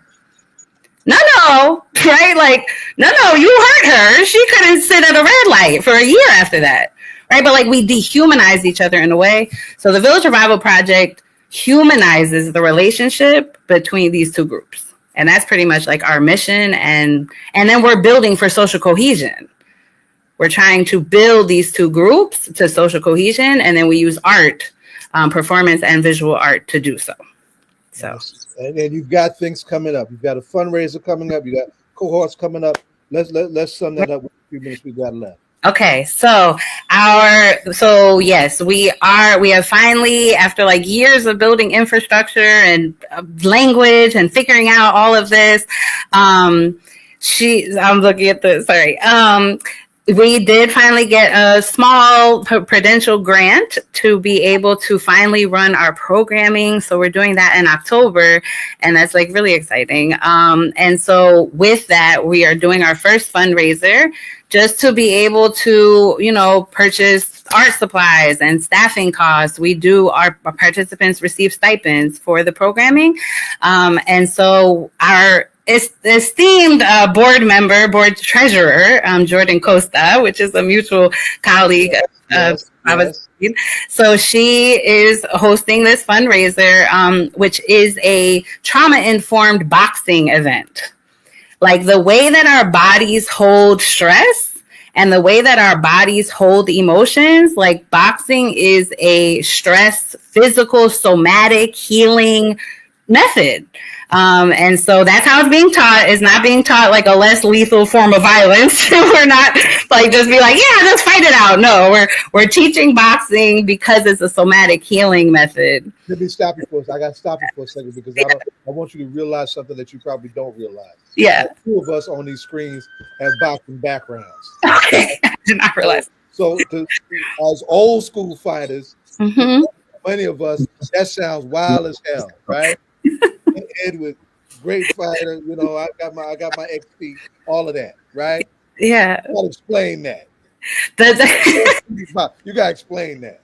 I mean, I did do a little bit of boxing as a child, but like, so I kind of understand about like being able to essentially release your stress through your hands, so it's not necessarily the fact that it's on someone's face. It's more so that you are releasing the power that's stuck up in your body out through your hands. And exercise. I mean, essentially boxing is exercise as well. So it's somatic healing in the way that boxing releases stress and pain and pent up trauma within our bodies. And like I said, we had to heavily brand that way because no Village Revival Project's not like out here like, we're going to teach you how to fight instead of kill each other, you know. No, but yeah, it's a trauma-informed boxing. And so we have it for ages 8 and up. So like youth can come, families can come. And we have two, there's a fem boxing instructor and then pro se boxing. They're both instructors that have donated their services to us. We have DJs, we have raffles, we have a childcare room. So if you want to like shop at the vendors, but you want to drop your child off in a safe, beautiful place, we got that. I'm going to be doing a grounding workshop that will be art based and looking at like body wellness. And so, yeah, so you can buy a ticket, you can sponsor a youth, you can donate to the Village Revival Project, even if you just can't come and you just want to donate to the work we're doing. You can follow us on social media, both Instagram and Facebook. And you can also contact me just to like get involved because we're always looking for volunteers, which we call revivalists. And you have a flyer, Aaliyah? Yes. So I was put on the all politics. Okay. Yes. And I don't know if you've seen somebody, two things. One person asked, did you participate in Upward Bound? Because her daughter was looking at it and she said you look familiar. Are you a member? Did you participate in Upward Bound? No, I did attend Rutgers for my social work program, but I did not attend that program. So I don't know why I look familiar, but maybe. and then say that proverb again, yes. The child not embraced by the village, which again we define as homeschool neighborhood. The child not embraced by the village will burn it down. Yes. And so the flyer is going to be in the chat, but just for verbal, no, it's in Westside Park at the Westside Community Center as hosted, sponsor supported by United Community Corporation. So that's at 600 South 17th Street. This Sunday, day after tomorrow, September 14 from 2 to 6 p.m. We have sponsors, so like if you the tickets are $20 for the boxing workshop, but we also have some sponsorships as well. So first X number that come in can have the boxing workshop, and you can just come for vendors and food and grounding workshops and music and all of that. And for community, listen. Fellowship, like just being with people before COVID comes back for real. No, I'm just kidding. Listen, it's here for real. But Lee, I know you heard while you were sitting in waiting room that this is a hip hop political show. Yes, ma'am. And while we're discussing what's going on, we know that you have to prepare to do the work and mentally prepare. So we ask everybody, what hip hop artist, individual, or group do you listen to when you're preparing to do, whether it is write a paper, put a program together, get ready to speak to somebody? Who is it that you're listening to that's inspiring you? So at this point in my own personal journey, and I heard them answer the same question, I have gotten to mostly gospel music. And then I was like, are they going to be allowed to give that? But they were. So Cobb Get Up is an example of when y'all said like get pumped in the car, then that would be one. But a hip hop artist that has driven this work at the Village Revival Project. His name is Amir Suleiman, and he's a spoken word artist from Harlem. And he put his spoken word to music. So his album is called Thief in the Night. And there's a song on there called Brother. And that song very much deeply inspired me because it's a dialogue between those who have violence, where community, we probably should have loved them a bit better, but also the perspective of community. And I've been playing that behind the wall for 8-9 years now. And I do play that song to ground me in this work and the importance of this work. And he's super dope. Like, he's radical and conscious, and like Amir Suleiman, super dope. So, Amir Suleiman? Yes. Okay. Mm-hmm. Well, we definitely want to thank you.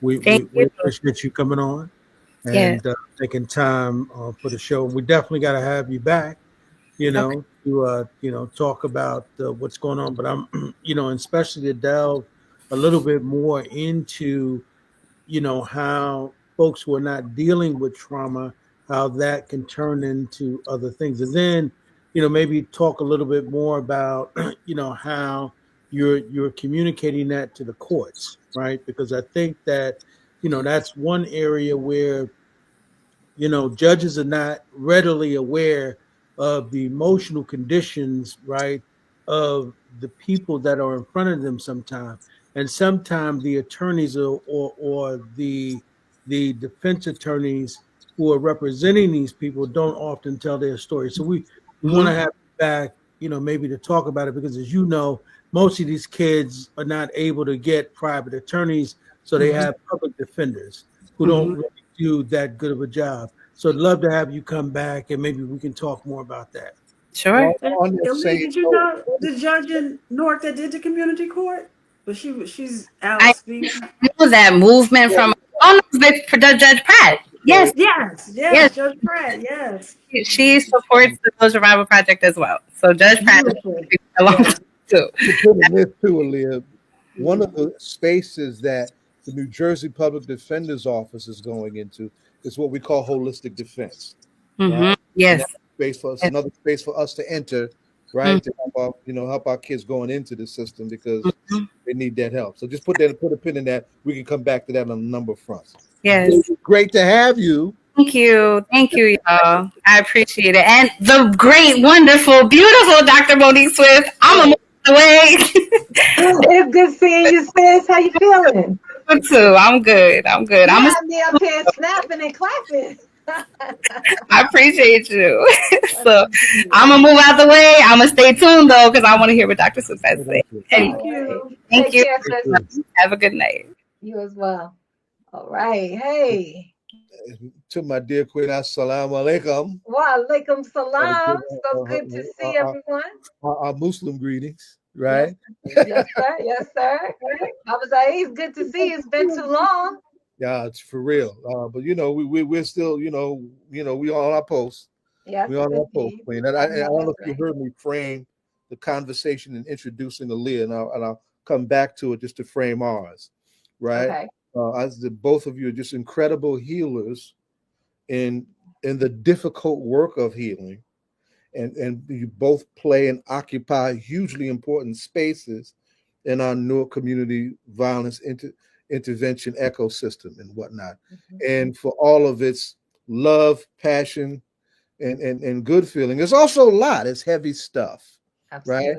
And we also in a community that is so overwhelmed with the harm of trauma and the harm of white supremacy, is that we don't know how to navigate this stuff. And it's this thing called, only crazy people need that stuff.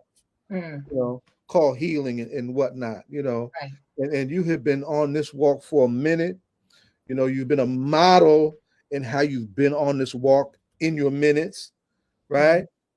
We've got, after full disclosure, I got to share that a space that we shared together is a very difficult space. We had a program called Trauma to Trust, where we got police officers in with community and carrying a whole lot of trauma. And trying to have conversations about that are honest, real, and very hard and very necessary. And everybody ain't embracing that stuff. Everybody can't read those kind of conversations, right? Right. And you've been stellar in that space, right? And I'm extremely proud of all that you've done and all that you do. And most recently, somebody has become the president of the Association of Black Psychologists. I Yes. didn't know we had a lot of our people don't know that we got Black people all hooked up like that, right? So you may have to explain some of it, right? Yes. Yes. But to the point, just to tell your story. How do you get in, how does a nice Muslim girl get caught up in some stuff like this? Okay. How did I get started in this field? I always had a passion for our youth. That's where I kind of started. I remember back when I was a youth myself, doing it was New York Rising. I'm originally from New York, and there was a program for what they I didn't call realize that. What part of the city are you from? Staten Island. If you consider that New York, but it indeed is New York. Go ahead. I'm sorry. If you in Brooklyn, you'd be like, isn't that in Jersey somewhere? But anyway. But we keep our esteem up. We are part of New York. But they had this program for at-risk youth, which I don't like that language, but that's what it was for, at-risk youth. And so I got my first taste of doing what we do. We took them away for a weekend intensive, and we had circles and ropes courses, and it was really, really great. And then the follow-up to that was that each young person was paired with what they called a committed partner, and I was one of the committed partners. And it was just, I maintained a relationship for quite a while with this young person after that, and we did lose contact, but that was like my first, I think I don't even know, I may have been early in college at that time. So when I was in college, I was on my way to be an educator. I wanted to teach. And so in the process, well, let me clarify that. I did not discover that until a little later on. So I was a major in Africana studies. So here I am, Black Panther, Fist in the Air, all the African pendants. You know how we did back in the 90s or late 80s, because I graduated in 90. But nonetheless, I'm learning all this. I wanted to go into psychology, but took psych course. I'm like, that was for the birds. I was not interested in psychology. So at some point I discovered I wanted to go into teaching. So I'm doing the New Jersey Alternate Route program at Rutgers. I was attending at Rutgers. And while I was planning to do that, I hadn't yet graduated, I started substitute teaching. So I was teaching at some high schools and places in New Brunswick, but I also substitute in Newark as well. I substituted at Shabazz. That was an experience. And but in the process of that, I found that I was always gravitating toward the young person who was making the most noise or who wasn't making any noise at all, right? The one who was trying to fade into the background. I was always trying to kind of pull them in and work with them one-on-one. And it was through that experience that I realized that what I really wanted to do was counseling, right? And so that's kind of how it started. Yeah. So now, I mean, this town has been through a lot. I'm talking about Newark now specifically. And we could talk about Staten Island. We can talk about those cities from which we come.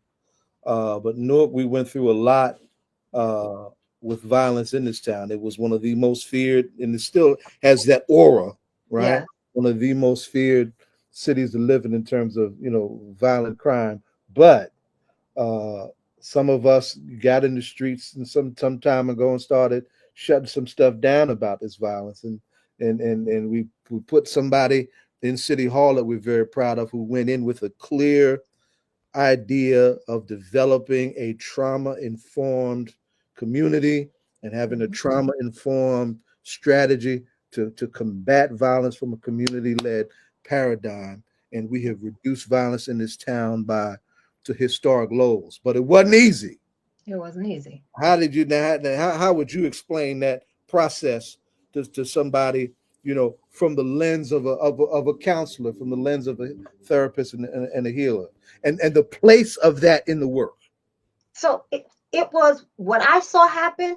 It was community, right? It was village that made that happen. And it wasn't somebody who had a really good education who, you know, were getting paid to do something. It was people who loved each other, who loved their community and wanted better for their community, who took their selves, sacrificed time, their bodies, and went out there and raised hell, you know, made some noise around the issues and the problems, and didn't just make noise around issues and problems, but they also were part of solutions. They also were on the scene when murders would happen, when crimes would happen, when injuries were occurring. They were there to put the band-aids on, to help rebuild, to help repair, right? It wasn't money that did that, it was love.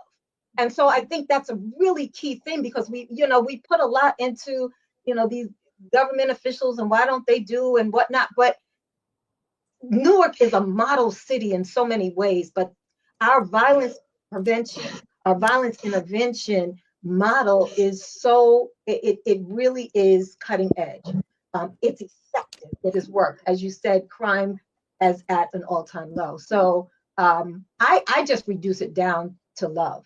Really, love and the willingness to make a difference. And Dr. Monique, That's me. I don't know, out of Medgar Evers, on Urban View, they have on Sirius XM, they have a station called Urban View, and they have it's run by Professor one of the leaders, Professor Karen Hunter, who's out of Hunter College, and Dr. Professor Favors from Medgar Evers, and she actually had a psychologist on today, and she was talking about, or quote, or listen to a portion when she was saying, and speaking about what's going on, or the perception of what's going on with National Guard being sent into all of these communities, and with the thought of we're doing it to take crime away and throwing like this money thing, which can't be sustained. But at the end of the day, it's not about, and where there was a budget that took money out of a lot of programs that were going more to programs that help, like anti-violence and things like that. The perception of people saying that versus what we really need. Can you just speak a little bit about that? Because one, it can't be sustained. And it's just this false narrative. And I don't know, how do we stay focused on what's important? Okay, if I kind of understand what you're saying, or what you're asking about, like, you know, you're looking at the news, you see the horrific scenes of people just being, you know, stripped away, taken away from families, taken off the street. And, you know, you know, the effort, or it's said that, you know, they're trying to reduce crime and, you know, right wrongs. And, but we live under the most brutal, bloodthirsty, violent government I would say, almost in the world. And some maybe would argue with that, but we live under a very violent, and we have to be, I guess, be able to see behind what's really going on.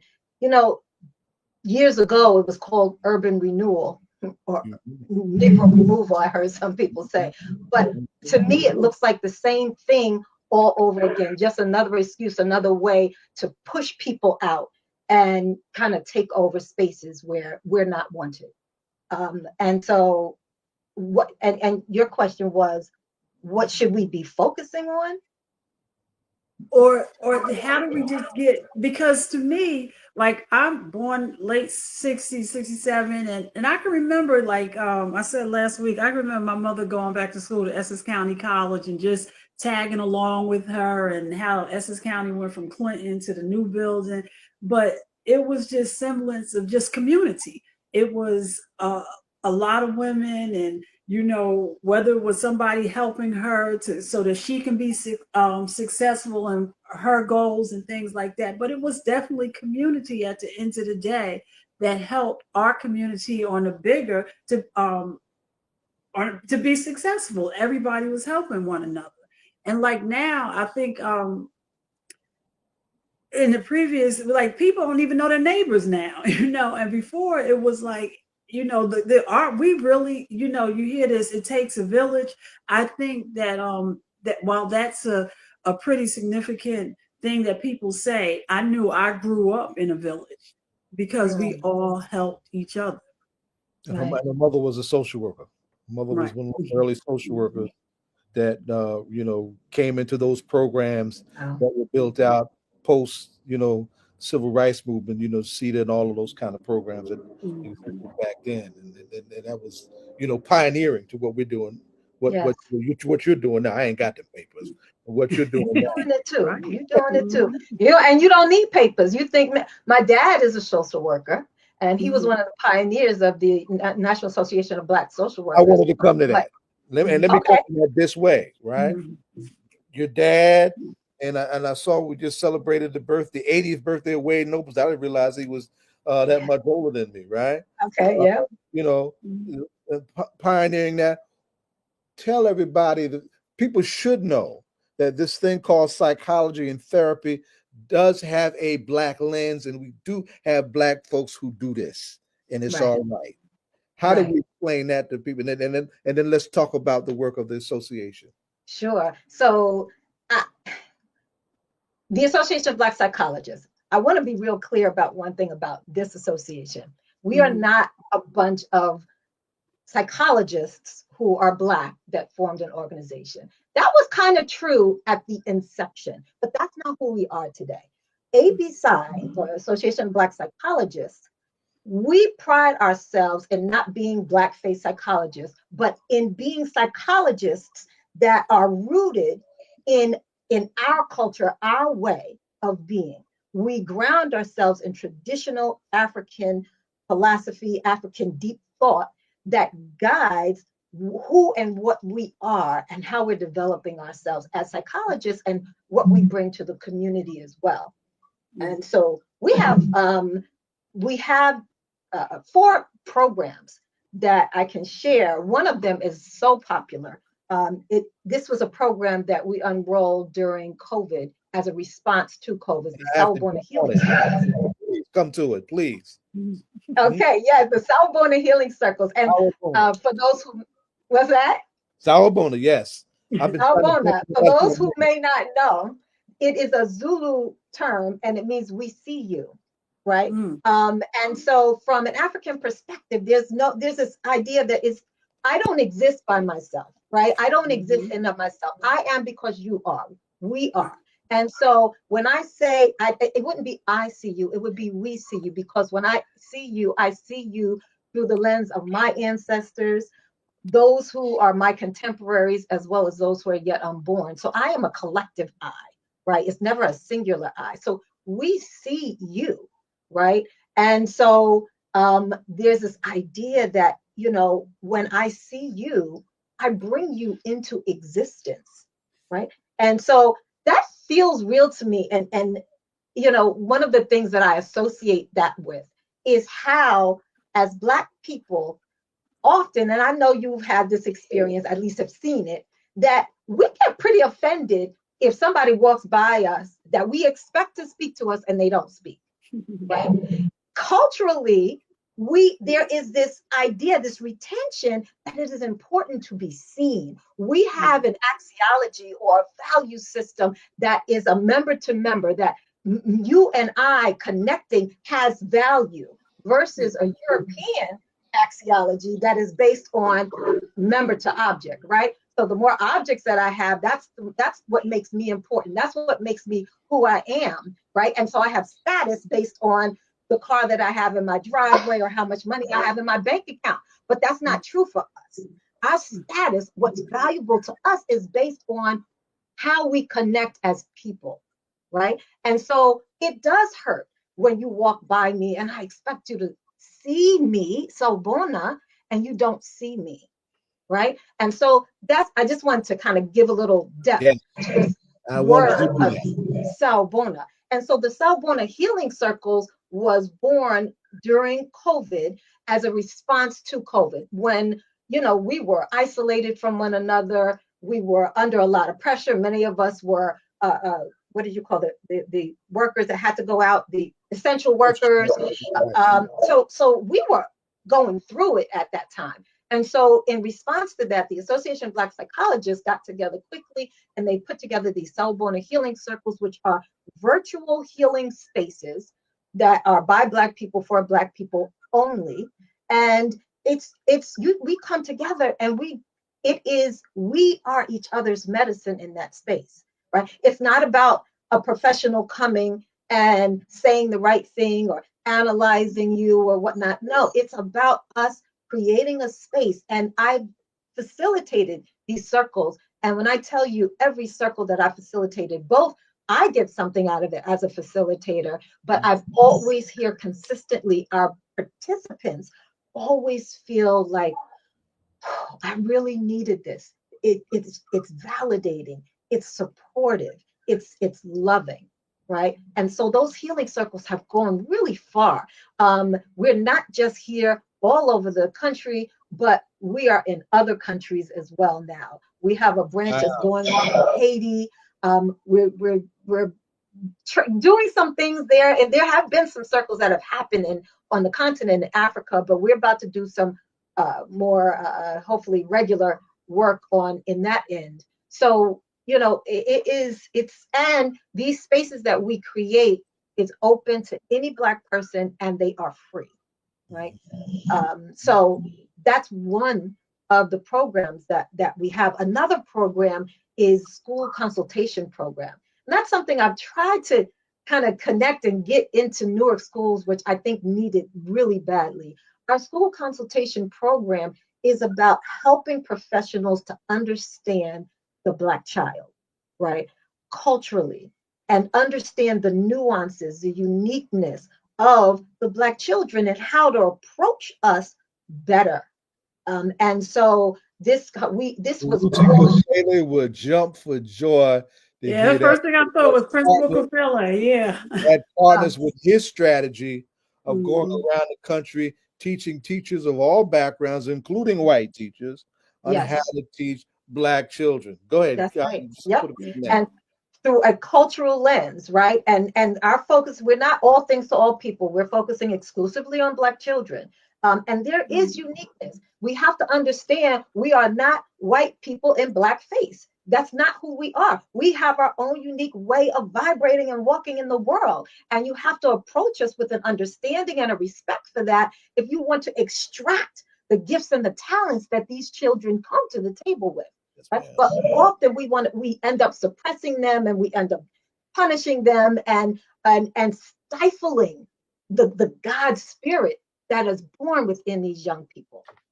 So this program, it focuses on helping professionals, educators, counselors, advocates, whomever, to better understand how to approach our children.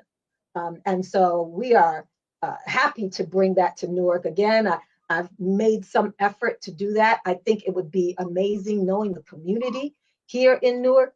I think it would have amazing results. That's another one of our programs. We also have a global institute. Our global institute, we're standing it up. We have some things going. Basically, that's our learning management system. Anybody can tune in, and there are some offerings there that are free. And then there are some that you would need to pay for, some that you can get what we call CEs or continuing education units for those particular courses. And then we have special series that we would do also. So we're kind of in the process. We've done many things and we have a library, but we've got some work to do on that. But it is slowly moving forward. And that's something that I do hope in my presidency, I will be able to fully stand up. And so if you want information about, I mean, you name it, African-centered approaches to therapy, if you want to understand, LGBT issues from an African-centered perspective, if you want to understand, it runs the full gamut. So that is something that is it is in the works right now, and functioning at a low level.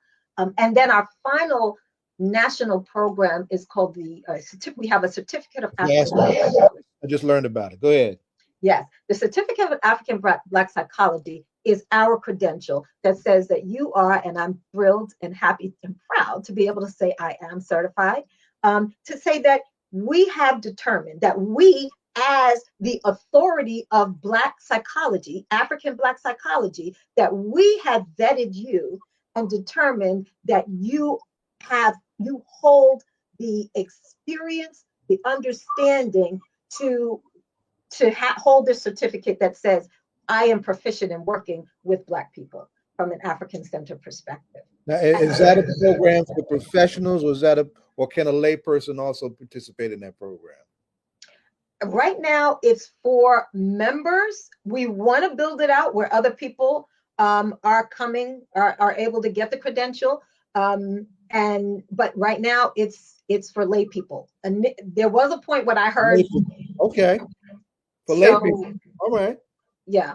So, but soon to come. I just had a conversation actually earlier today that gives me encouragement to know that we will be poising ourselves to provide something for somebody. If you want to do this work, you are a healer at heart.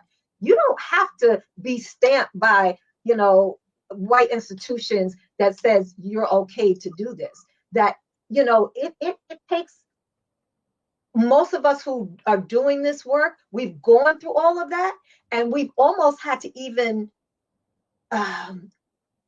liberate ourselves, to be honest, from some of that thinking, yes, in order for us to step into a way of working with us that is for us. So, so someone like yourselves who might, in your spirit, in your way, be a healer, right? But you didn't go through the coursework. We are formulating ideas around how to create a portal for that.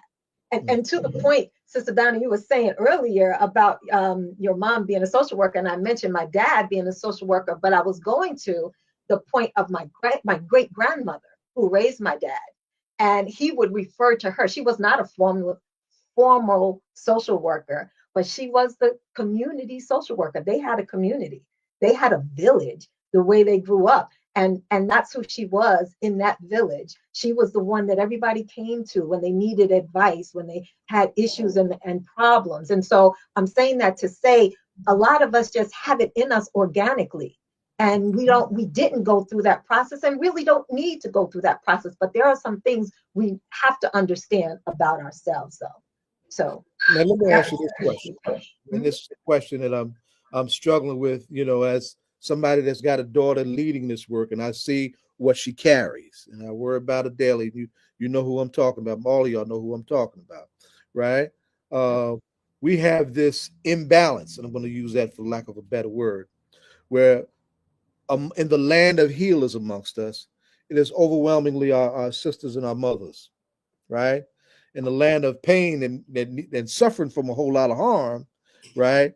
Needing all this help, and sometimes in a draining and overbearing way, right? All these young men and not so young men carrying this stuff all the years of what we've been through. One of the things I've been trying to figure out how to do is how to inspire those of our men, young and not so young, who have come back from the spaces of harm, incarceration, and so forth, right? To dare to take the next step and train up and join the ranks of the healers, right? And I mean that professionally, so they can sustain themselves in a way that's legal and fulfilling, and at the same time really be the embodiment of the help that they needed that they didn't get when they were on the verge of being a part of the harm that got them in trouble. What do we say to brothers like that? To get them to that space, when you're talking, fire them up to get to that, to take that next step. Yes, we say that. To me, OVP is doing a beautiful job in taking people who have had those experiences and helping them, because now they're the credible messengers, right? And they're going out in the communities because they are going with a knowingness, right? They're not going, wagging their finger and talking down. They're going with a spirit of understanding. I am you and you are me. I get you. I get you, right? And so when you come to me like that, I hear you. I listen. I can receive you better than somebody coming and looking down on me, trying to tell me what to do. So there's something special about taking people who have had these experiences and some, I must say, not to their own fault, but circumstantial, because we're living in a society, we're living in a country that sets us up for a certain pathway in life, especially our Black men. So no fault to them for having had many of the circumstances that they've had, but some do. You fall into these pathways that are set for us, and you have these experiences, and then society sets it up for the door to be closed on you, and you never to be a healthy part of everyday society again.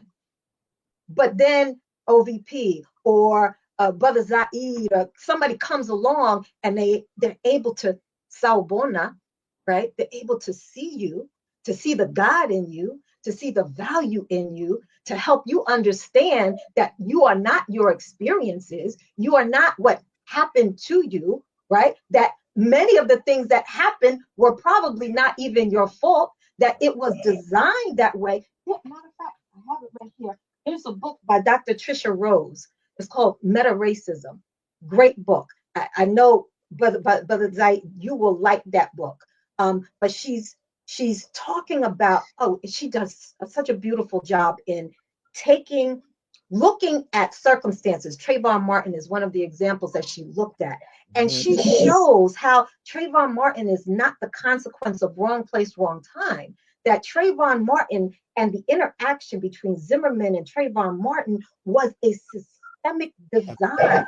Absolutely. And she just breaks it down so beautifully. And I'm saying that to say, when we see each other, when our brothers come out and they're trying to first of all, we have to want to integrate them back in the community. Many times we just leave them in the margins, right? We've got to pull them back into our community. We got to let them know that they're wanted, that they're loved, right? That they do have a place, that they're not what they're going through.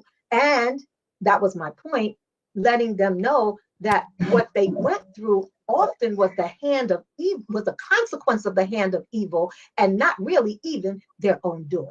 When you understand that, you develop a critical consciousness that helps you now to be able to, oh, okay, all right, I have worth. I do, I have something to contribute to society. I'm not the consequences of yesterday. So I would go in that direction in talking to our brothers and sisters, because that's the fastest growing population in the prisons, right? Our sisters are going in there too, and they're following that same path, or the path that's been laid for them. So that's kind of the approach that I would have, that, I see you, I need you, we need you. Yeah, awesome. Dr. Monique, do you know Principal Kafele? I know, yes. He doesn't know me. I know him. Oh, okay. Because in our chat, I put, he does a Saturday platform on Zoom and everything with educators and everything, and everybody can come. So I put that in the chat for you. Tomorrow will be his 281st Saturday that he's been doing nonstop.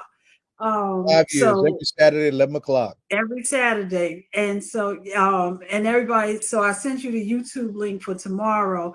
And Rutgers is probably the program educating persons behind the wall are with them going to school. You have many persons that are going on doing their masters behind the wall, coming out and their PhDs, and it's a tremendous program with Rutgers. Returning citizens, and our brother Chino, he has a good program that they meet on Thursday nights down on Prince Street, and they do tremendous. And I know Zaid, you have put up some of the programs that Dr. Monique was talking, because one of our listeners said that she was very interested in the programs that you have been talking about, the circle and so on and so forth. So for our listening audience, if they go back through the chat, Zaid has been listing. A as in association, B is in black, P is in psychology, S is in, what's the S for? Well, it's PSI is .org. Yeah. Dr. Monique, do you know Bill Powell? I don't believe so. From Maplewood, okay, yeah, a black psychologist. I know that they had an association in the Maplewood, South Orange area, Dr. Bill Powell. But and it seems like post-COVID, the programs in terms of reaching out virtual, and is there a program like if persons wanting to reach out to you that they can't, can they do it one in person and can they do it virtually? You're talking about the therapy, like if they want to utilize you for your like, do you do like one-on-ones and things like that? Yes, right now all my services are virtual. Okay. I'm not seeing anyone in person, but one-on-one, yes. Yeah. And they could you can Google me and my information is out there. It's Dr. Monique Swift. Mm-hmm. Okay. And is it like pay direct insurance? How would we, Insurance, I take Blue Cross Blue Shield. I did come out of all my other insurance panels, so that's the only one left that I kept. And I do self-pay as well. Okay. All right. Well, thank you. And we have a North teacher on, Jonathan Austin, who's yes. Go ahead.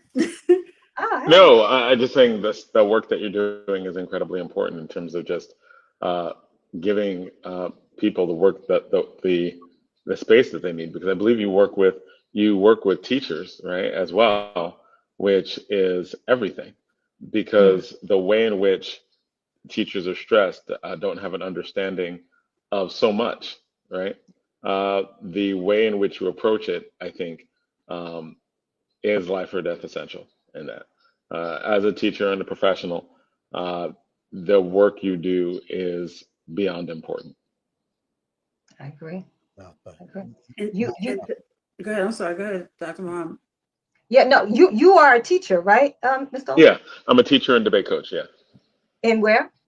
I'm a teacher and debate coach in Newark. And a debate coach. Teaching legends. Yeah. Okay. Was there a question in there? Because I hear you bearing witness to the work. No question. No question. Just in terms of just saying that you are appreciated. Oh, wow. And you are appreciated. You're appreciated because it's not easy work. My daughter was going into teaching. My eldest daughter was going into teaching, and she did the what do you call that? Oh, I forget. When you take people just kind of, it's a program.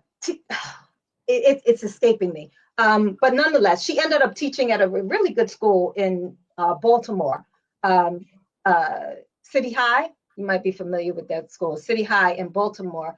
But she was an excellent teacher. I would visit her school and do talks in her classroom, and I've just gone and watched her teach. And she is organically phenomenal as a teacher. She has a certain way of interacting with young people that is amazing, that really helps to bring things out. That's a gift, being a teacher.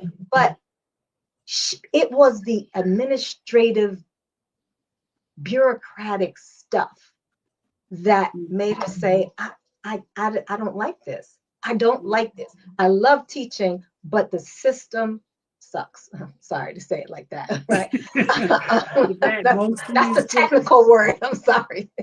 Well, Dr. Muhammad, I don't know if you heard me ask the question. This is a hip hop political show.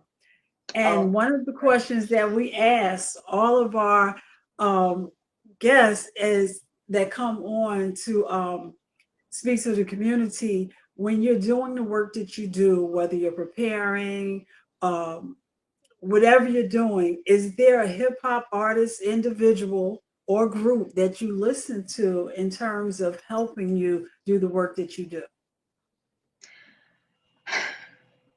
and whomever you listen to, you know. Well, I'll just tell you who I like. Okay. I can't say I actually listen to them to do the work, to be honest, but one of my, I guess I would say all-time favorites is Rakim. I'm sorry. So. Okay. Oh yeah. Yeah. Rakim. And I'm old school, so you know Yeah. I can rock with them. Eric B and Rakim, they do it for me. They do it for me. Yeah. And also, if you want to turn it up and have some fun, I love Dougie Fresh. You like who? Dougie Fresh. Dougie Fresh. Okay. You want to dance? Well, it's interesting. Mariah Carey, her release for her new album was a little with Rakim and everything. So I don't know if you know that. I was No, I didn't. yeah, I was very surprised. She did it from the make 'em clap to this. It was, you know, she did, but she always does something with a hip hop artist. But yeah. Okay. Okay. Maybe I gotta check that out, sis. Yeah. So I can never remember the song, but it's her newest release. So. Okay. Okay. All right.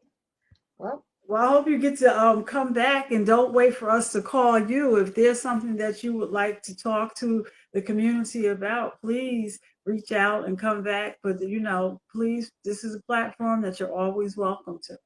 Thank you. Thank you. Thank you all for keeping this platform alive and the conversations that happen here that are really sacred. Appreciate you. Brother Zaid, the work that you do, I tip my hat to you, and I don't often have an opportunity to say that, but really, much respect. Thank you all. I got your back. You know I got your Yes, back. sir. Yes, sir. All right. Thank you. All right. Thank you. Good stuff. Good stuff. Good stuff. Good stuff. Proud of you, my man. Good stuff. Good stuff. Good stuff. Yep, absolutely. Thank you for that. That's excellent. Deary Dumas, are you there? He's trying to get him. There he is. Yes, hello. camera. Hello. Hey, how are you? Hey, how are you, beautiful family? Let me just say, appreciate you, and I always do my best to always be on the show. So thank you so much. I appreciate you. I love you. God bless you. And just like Jesus always said, may peace be with you. So I always do my best to support and like you. I would say, did we start the conversation if I was getting off and playing Port-au-Prince? Sapase, what's going on? Nabule. Yeah, Nabule. So I know that every time that there's something that's going on in Haiti, we call you up. We call you up for conversation because you are very connected, knowing what's going on there and here, and you're part of a community that actively gets involved. You talked about the importance of when we talked earlier. You talked about the importance of understanding and fighting, continuing to fight for democracy in Haiti. What's going on there now? Well, this is very, very sad because from 2019, I did realize that the country is going from bad to worse. Just like Donna just said in something in Creole, in my country we have a say like "Pita Pitris," later gonna be worse, and this is exactly what is going on now. The gang are taking over almost the capital, and the government can do nothing. So they try to send some military operation down there, like the Right, Kenyan, and then there were a collection of African countries that went in. How did that go? well, very bad. So some people they just want to go against the Kenyan, but I'm trying to tell them, don't do that, don't do that. You need to understand, they needed 2,500 personnel, so they only got 1,000. The US government used to say they're gonna give them ammunition, they're gonna give them a lot of guns to fight the gangs, which never happened. So for me, it just like another plot to make this mission unsuccessful. This is exactly what happened. And every time the UN Security Council went to say, so we need to come together and send some powerful force down there, and then Russia and China, they band together and then they veto the vote because they don't want to be in the same page with the US. So there's a lot of international things that is going on with Haiti. That's why the country now is in very bad shape. Now they try to make an election. Can you believe that? This is the craziest thing ever, because there is no school, there is no water, there's no security, and then now they said they wanna do the election. So the country is a mess. I'm very sad. And then now they try to send black waters. They try to Wow. send those mercenaries, Eric Prince. They said so he gonna take control of the port. He gonna take control of the institution, just like the IRS. So he's gonna be the guy that gonna control the money. Can you imagine that? So he said he gonna control the money, he gonna control everything. But when they asked him, so when do you think you're gonna get rid of the gangs? He said they need a plan for 10 years. He said he Wow. need a contract for 10 years to fight the gangs. So people like said, oh, come on, probably like you could make a contract for 1 year, at least like more than 2 years, but 10 years, you are telling us this problem gonna be there for the next 10 years. So a lot of people said no, you need to redo this contract. We are not planning to live with those gang for 10 years. But there is another twist. They burned down my house, child. When I used to live in Haiti, in the capital, my grandfather, he bought a house. My father, it was my father, my mom, and other family. And then guess what? They like 3 months ago, they burned down this house. And I could see my personal stuff, my books. I wrote a book. I wrote multiple book, and then I can see they sent me a video where they burned the house, my personal belongings, the books, and other stuff. They are on the ground. This is a city called Solino. They try to tell the habitat to go back to Solino. Now it's not the government; it's the gangs. They are so powerful. They kick the people out, and then now they tell them, oh no, you can come back. So which is another trap for the people. The people, they live into some camp, which very bad for them. They're getting raped multiple times. They do not have any food.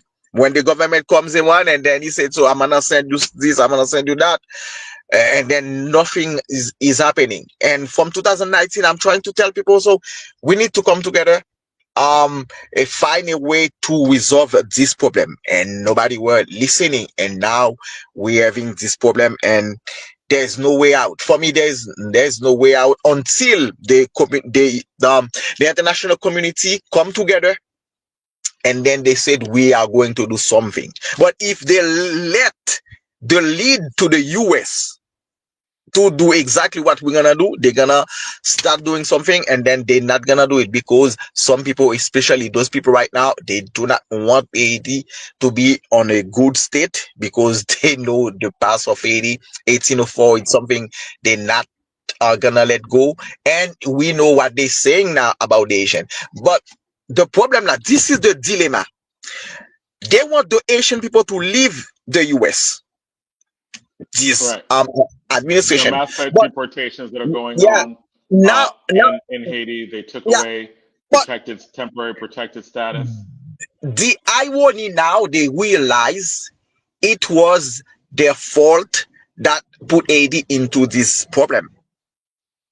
The Asian, they cannot come back because the gangs got gun and ammunition from the US. All those Mm. weapons, they come from the US. They try to put a guy into prison, just one guy, but they never say do nothing to Mateli. They never do anything to other people. So one guy is not the solution. They need to arrest When all of those guys that send guns and ammunition to Haiti. Put them into now jail. now Yes. now here's a question for you also, and just in terms of your safety. Now, do you say that when they burned your house, do you think that you were specifically targeted because you are a journalist, you are doing independent reporting, there. Part of the reason why we find out what's going on in Haiti often is because of you. And you're not just here. You have your own podcast. You're on other. You are on other broadcasts. You are on other Haitian language broadcasts. Or Creole language broadcasts. Were you targeted specifically in the burning of your house? No, I do not think so. Honestly, I cannot say I was targeted. Even though they might listen to my podcast, but I'm not that famous, so for them to go specifically against me, but I always like talk against them, and they know that I'm not their fan, because for me, all of those people, they should just be um like, I don't want to be sound like talking stuff, but they need to go somewhere. They need to leave the country, because this is a shame. I always feel ashamed to see my country going into that path. And who's doing the bidding? Asian people. A lot of cities that got under gang control, many times it's the young people. They got no job, no education, and then guess what? They called the gang. They said, so guess what? You can come. I'm gonna tell you what to do, and you're gonna give me power over that land, just like that lady just said. So it's I don't know why, but that the lady before said, if a child is not embraced by the community, this child gonna burn the community down. Burn And them like, out. oh my God, that's exactly what is happening in Haiti. But where they got the guns, where they got those ammunition, they are from the US. And specifically, some Asian people in living into the diaspora, they buying those guns, they send them to Haiti, and the US government just said, oh, guess what? So we can buy guns like bread into the supermarket. So I'm not gonna try to stop them. And it's unfortunate. Again, this is very ironic. Like, this young guy, it just lost his life by I can say by one of his own, because from the information that recently we got, it's a guy, is a white guy, Mormon guy, and then is a Republican. So it's very unfortunate. So just to tell you, now the country is in a very, very bad place. Now we got nine president, nine guys. Do you know what they do? They fighting each other. They fighting each other over power. This is very Wow. sad, and this is why I'm ashamed. I'm not ashamed because I did anything wrong, but to see what other people are doing to the country, to my own country, they completely destroy the country. Probably you don't see some image, especially from Solino, where I used to live. It's like a war zone, just like um Iraq or Ukraine. And who did that? Young people that live, the community did not take care of them, or the government did not give them enough resources to live. And then they find some politician, they find some people from the financial sectors that buying guns from the US, sent over there, and then 1+1, and then this is where the country is now. So it's very sad. Dumas, while United States is not helpful to Haiti right now, are there any other countries? And I know Jonathan said that there were African countries that came, but Well, is there Kenya just any? backed out, actually. Okay, go ahead. Is anybody Yes. offering, or is there any asylum coming from anywhere? Yes, a lot of countries want to help Haiti, but they're not friends with the US. There's a group of people who said, so let's go to Russia, let's go to other country, let's go to China, which is not, it's not gonna be the solution, because those countries, they do not have democracy, and after 2 or 3 months, so they're gonna say those guys to get out, because Asian people, they are very, very revolutionary. So they love to go to the street, they love to speak their mind. They always gonna go to the street, and then they're gonna say, we don't want those people no more. But Brazil could help, Kenya now there's more than 1,000 Kenyan in Haiti, but they do not have enough resources to do the job. Kenya could help, but they do not have enough resources to do the job. And since a lot of countries say they're just saying so, this is a plot. The US do not want to help Haiti, and China and Russia, they do not come to the table to find a solution. To send a good powerful force to do this job. Some countries said, "Oh, I'm not gonna go there. I'm gonna stay away because this situation is very volatile." So this is the situation of Haiti. Yes, other country wanna help, but they're not gonna give them enough resources, or they just stay away to see exactly so what's going down. Now, I read something that Kenya was trying to pull out of of Haiti? Did they pull out, or are they on the verge of it? Like, what's going on with Kenya right now? Because I know they have troops there; they are underfunded. But I'm trying to make Mhm. sense of what I'm actually seeing Yes, reported. they are trying to pull out. Why? Because they do not have enough resources. Because the force was like for 2,000 people. They never got 1,500.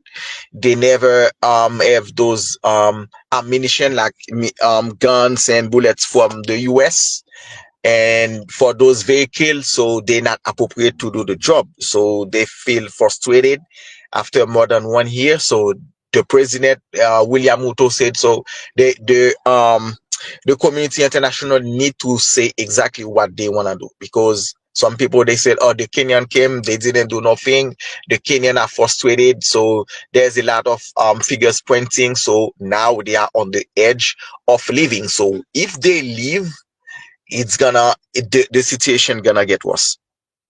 Mm, okay.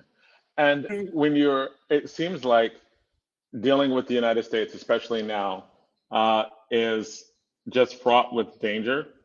Because, of course, in the Trump administration, it wasn't surprising when their solution was to have Blackwater take over the ports. That does not seem, and to be there for 10 years, that just does not seem like Blackwater uh, it mercenary. is right. So having mercenaries there Hmm. controlling the ports just does not seem like it would be good for the people of Haiti that are supposed to be protected by an international force. Um, it it is it, and when you're talking about Kenya, it seems like they are not getting the support that they need. When you're saying that it seems like there's no solution. What is there some hope that Kenya and other allies of Haiti would be able to do something?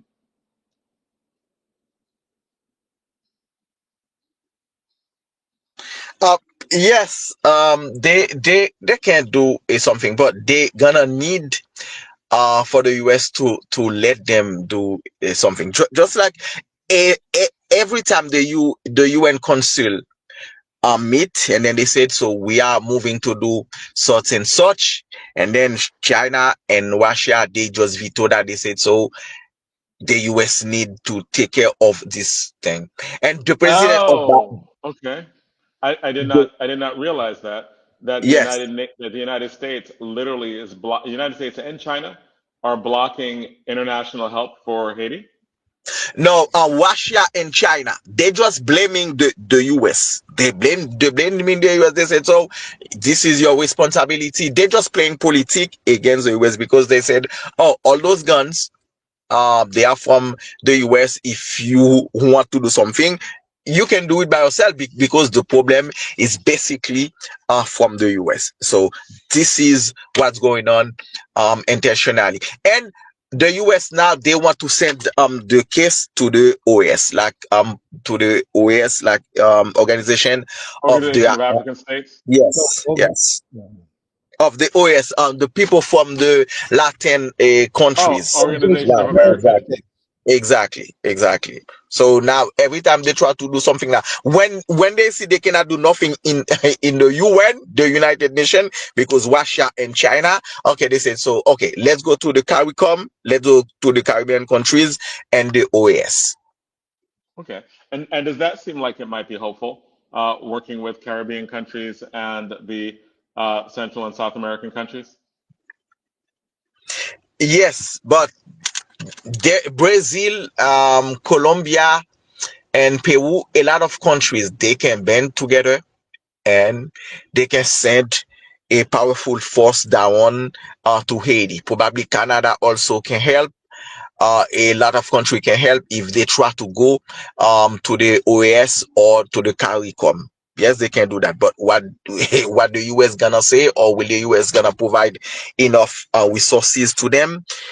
Well, I cannot answer that Do question. they need U.S. source? Do they need U.S. resources to be able to do it? Yes, yes, yes. They do need the US resources to do that. Because And if they go to the CARICOM or the OAS, they're gonna need the US to vote for positively for the force to go down to Haiti. okay, so they don't necessarily need the U.S. in terms of money, supplies, military. They need the U.S. to say yes because they're part of the organization as well. Yes, they're gonna vote. So they're gonna vote for that. And the US basically fund all those organizations, and then if they're gonna have a vote, so they're gonna need the US to vote for this a program or for this mission. So, is it your opinion that the United States is actually blocking people internationally who want to do something? Like, as in, they don't. If I would think that Colombia, Brazil, major countries in Central, South America, Caribbean that have substantial like militaries that would be able to handle gangs. I mean, they might not be the most formidable militaries in the world, but it seems like they would be formidable enough to be able to deal with gangs.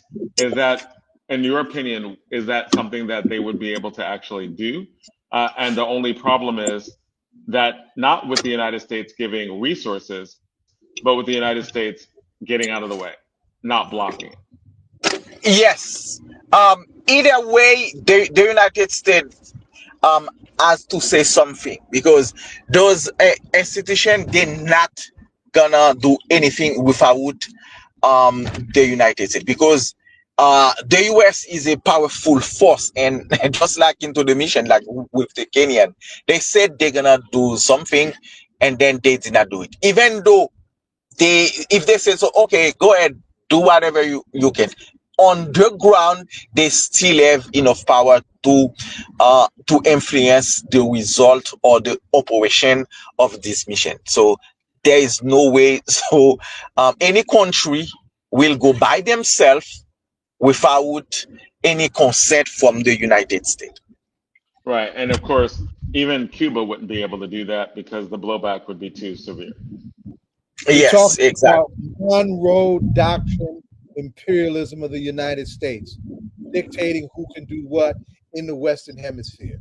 And the United States has always been, from the very emergence of the Haitian Revolution, supremely hostile to any meaningful independent development coming from those descendants of folks who overthrew our ancestors' bondage. So you have said that there's an international day of peace that you've talked about. You've talked about giving tribute to Donald Payne, and uh, I'm hopefully will be able to do have something at least to recognize that in terms of trying to program for next week.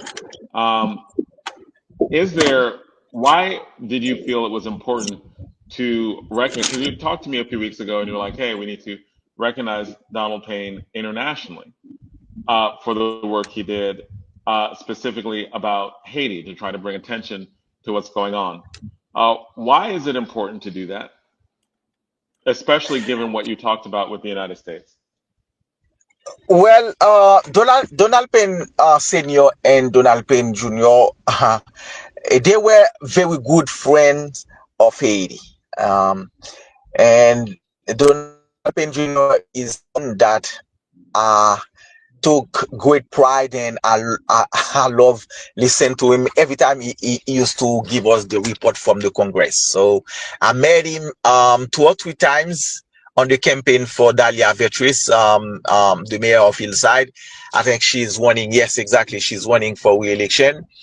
And also they just rename a park in Hillside, uh, in the name of Donald Payne Jr. So this is a congressman that served us, and it was a great friend of Haiti. It's very important to keep his legacy alive, because right now, so a lot of people try to erase our legacy, African American legacy, the Caribbean legacy, Black people legacy. We need to keep fighting, and Donald Payne is someone that is very close to me and to the show and everyone onto this platform. So, and also what he did, he was a guy that was fighting for democracy, human rights, fair election. So into this week, because next week gonna be International Day of Democracy, and then I said I always wanted to do something to remember Donald Payne Jr. and to keep his memory and his legacy alive. And I said, so okay, so if everybody's talking about democracy, human rights, I think Donald Payne is the best example, is the role model, because he gave his life just like his father. So this is amazing. And I don't think there's a lot of people who went into politics and then their son or their daughter follow them, follow their footsteps. So this is an amazing story. And I said, so we need to do something to keep his memory alive. It seems like And it seems like this is connected, because when you're talking about what the United States is doing, like now, trying to have Blackwater there, and that the problem has escalated in terms of gangs, it seems like when there was something, like when the United States seemed to act, or at least appeared to act positively toward Haiti, it was largely with the pushing of the Congressional Black Caucus. Is that why? And one, first, do you think that that is true? That if something is going to happen positive to Haiti, it is the Congressional Black Caucus that has to push that? And secondly, is that connected to the push to have a tribute to Donald Payne, like understanding the importance of the Congressional Black Caucus, very specifically in its advocacy for Haiti?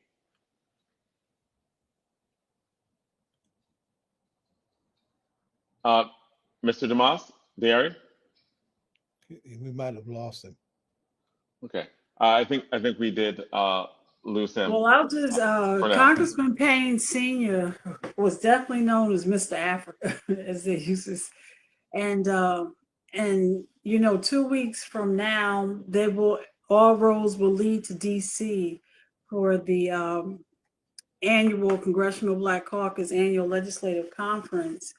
And I'm sure, I haven't looked at the agenda yet, that there's going to be, in the spirit of Congressman Payne Senior, on educating on our connection to the continent, and who has picked up the mantle and continue to educate while we're down there, while everybody's down at the annual legislative conference. And Right.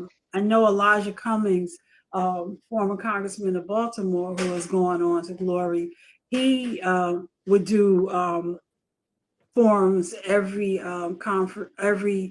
legislative conference on Haiti and what was going on, to keep everybody, to let everybody know what was going on. And we have to continue, to stay. And it's interesting. Justice Sonia Sotomayor was on The View this week, Okay. and she just wrote a book, another children's book. And the panel from The View kept asking her questions, and how do you do this, and how do you do this? And her consistent answer was that we have to read, hold on one second.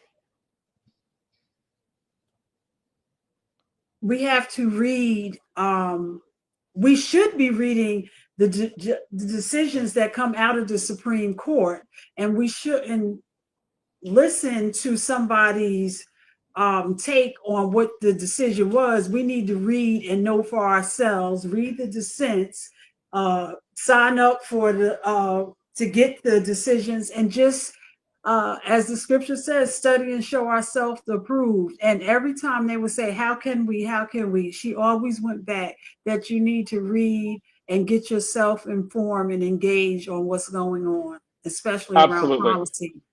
Because she writes her decisions so that they can be read by everyone. The latest one was her dissent against the literal constitutional approval of racial profiling. That's right. It was so egregious, right? Like we talked about this earlier when the New Jersey state troopers were cited for racial profiling of black people in terms of traffic stops.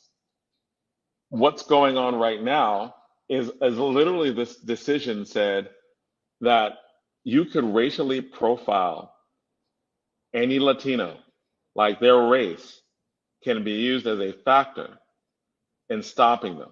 You have no evidence that they are illegal. You have no evidence that they are undocumented, but they can be stopped. The person they used in the example was stopped. He was asked, "Are you an American?"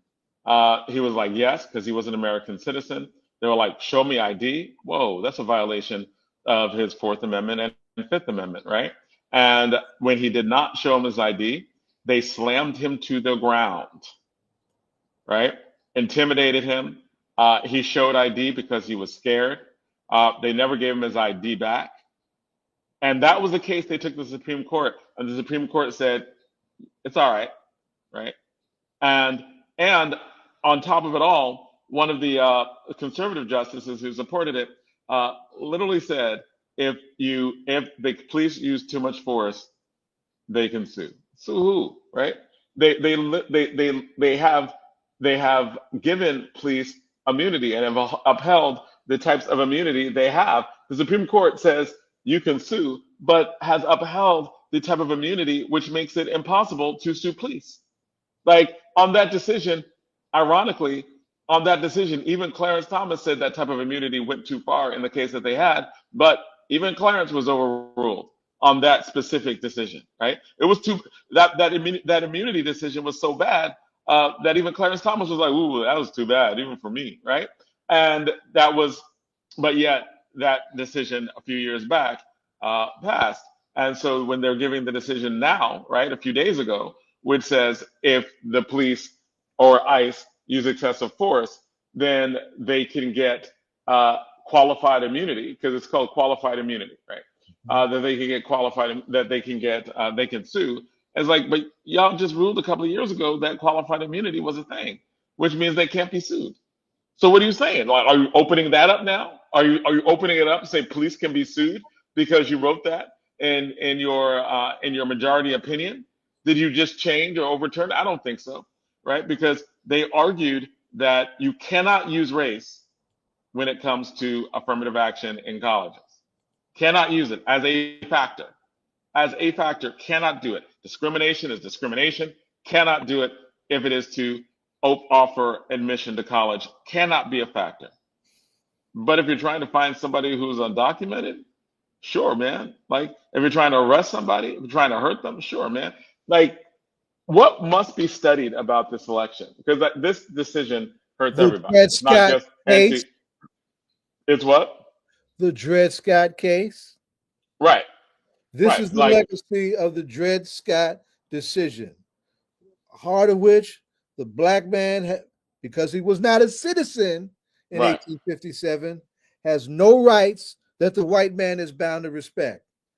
2025, any person non-white who can't prove birthright citizenship, On the spot. no rights that the white man is bound to respect.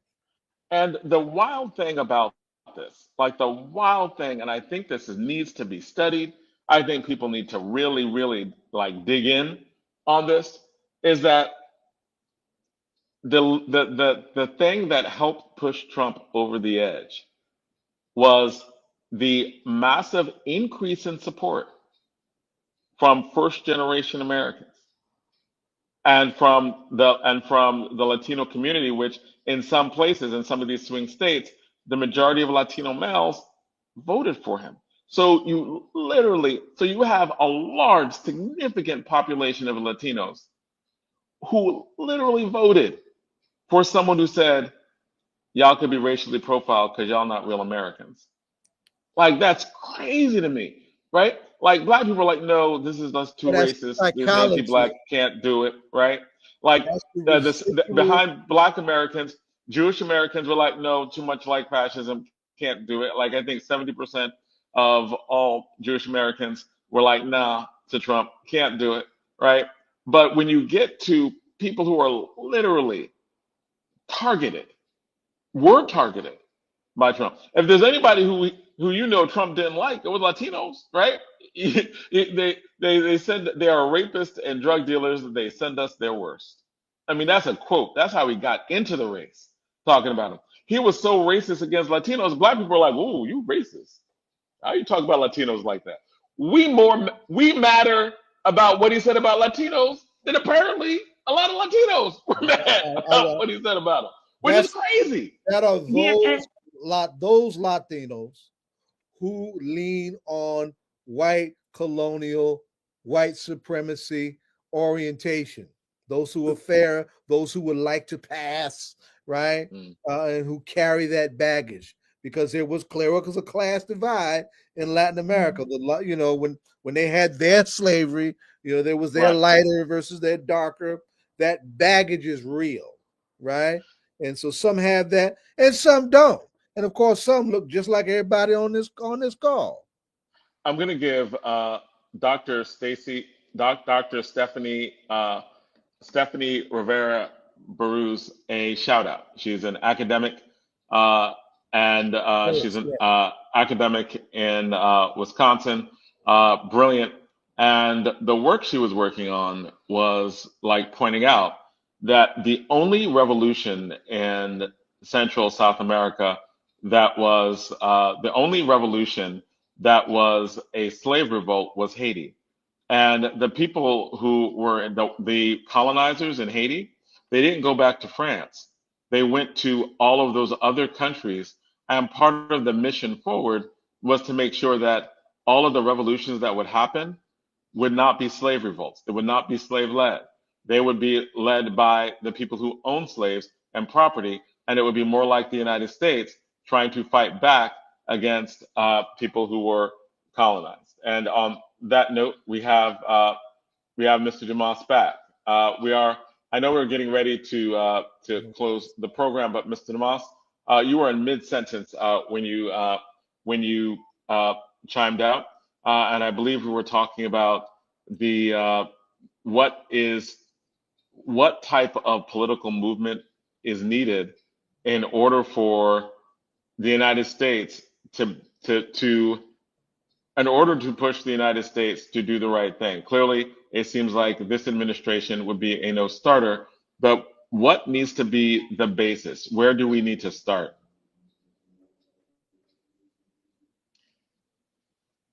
You are on mute. We cannot hear a word you are saying. can't hear you. There you go. Okay, there you go. Okay, can you hear me now? We can hear you now. Okay, perfect. So sorry, probably it was the signal. That's why I took my video before, and then the call just dropped. So thank you for having me back. So well, time right now is very difficult. Seriously, I really don't know. Because this administration, they don't care about Haiti. The only way out right now is from the international community like OAS, CARICOM, or the UN, because this administration, the only thing they want to do is just send Eric Prince, which is a good friend of the guy that is over here, and then to make money. It's not looking Right. for a solution. They just want to send some mercenaries making money, and then just send Take over the ports, the make people. sure that you can make money off Haiti, call it a day. Exactly. Exactly. So now what we can do is to put a lot of pressure. Like just like I love to come, I love to talk with Baba, with a friend. I love to be A1U. So to mobilize the international communities to say enough is enough.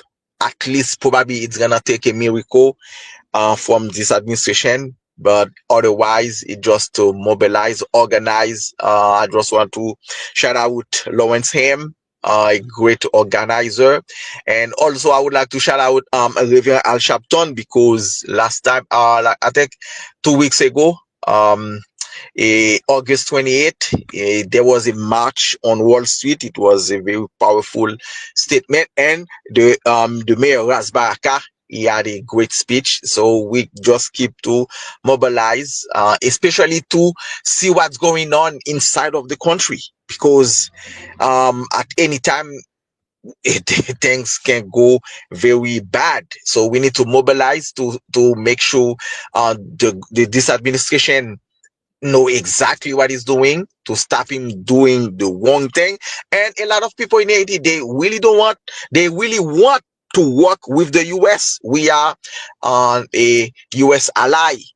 We don't want to work with China or Russia, but a lot of people asking for that because they are so desperate from the situation, and there is no hope, there is no help, there is no light, there is nothing hopeful or positive that is coming from this administration. So we need to mobilize, we need to organize, we need to say enough is enough. Unfortunately, 2019, I'm trying to say it, so they need to resolve this problem. And the Biden administration, I have to say that the Biden administration had a chance to save Haiti from the hell. Now Haiti is a it's very bad. It's very bad. Unfortunately, they did not do that. So we need to keep raise the question. We need to mobilize, organize, and say Eric Prince cannot go to Haiti for the next 10 years, because we know after 10 years he's gonna take a lot of resources. He's gonna do a lot of damage, and we need to mobilize and say, so we need to have a good plan to save this country, because people inside of Haiti, I don't think they can do nothing for Haiti right now, Right. especially when you have forces outside of the country that are influencing what is going on inside of the country. It's gonna take the Asian diaspora, it's gonna take our borders, or African American borders, it's gonna take a lot of people from the international community to come up with a good plan and to enforce this plan and to say this is the plan that Asian want, because what Asian want right now is security. Security into the street, so children can go to school, so the people can go do their business. The first thing now is security. Right. And that becomes apparent. We're glad we're going to have you back next week when we try to put together that tribute to Donald Payne. But at the same time, it is really just an acknowledgement of how Black political power within the United States has to also be internationally minded. Has to also think about like Africa, Haiti, Yes, internationally, and I yes. think that there's an entire history to it. So next week will be a good conversation, and it will really be about solutions. Hopefully, we'll be able to put together at least a small panel of people to have this type of discussion about Haiti and Black people, Black politicians, Black American politicians, and our obligation in the empire to push for the liberation of our people, not just here in the United States, but around Mhm. the world. Yes, we are one. Into this Yes, fight, we are one, inside and out of the and, US, because we are under the same and operation. Yeah. absolutely. Hey, Now hey, we're out of time. I wanted to ask Yes, a question though. right up. We're out of time. You jump in again, Does Donna. the It's not Trump you. It's him.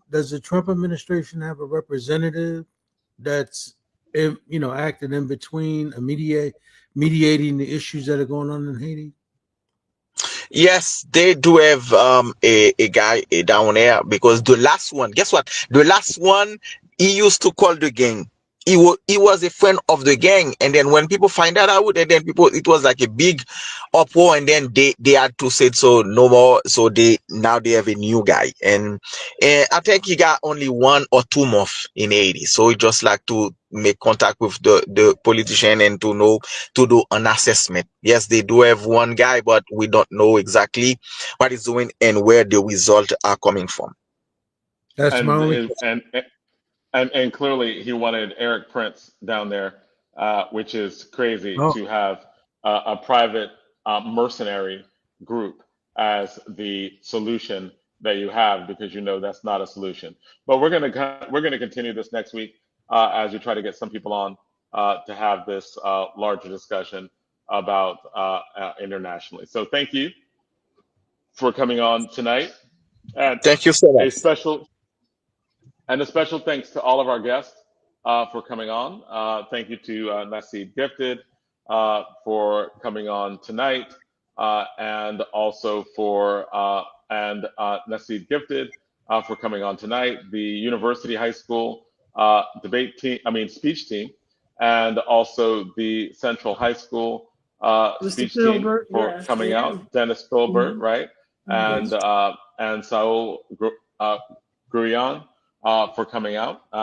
Also, thank you to to social worker Aaliyah Berry for talking about the Village Project, and Dr. Monique Swift, the new president of the Association of Black Psychologists, on their important work, and of course, Diary Dumas, independent journalist, activist on behalf of Haiti. We have to really always get you back on more often to talk about what is going on, not just there, but what is going on in the Haitian community within the United States, especially now. So thank you for coming on. Thank you for this evening. And until next week, Thank you to everyone our be safe. audience who stayed engaged from the top all the way to the end. So thank you to Uh, our audience. Absolutely, yes. Thank you. Thank you to Mhm. the audience. And until next week, good night and be safe. Okay. All right. Bye bye.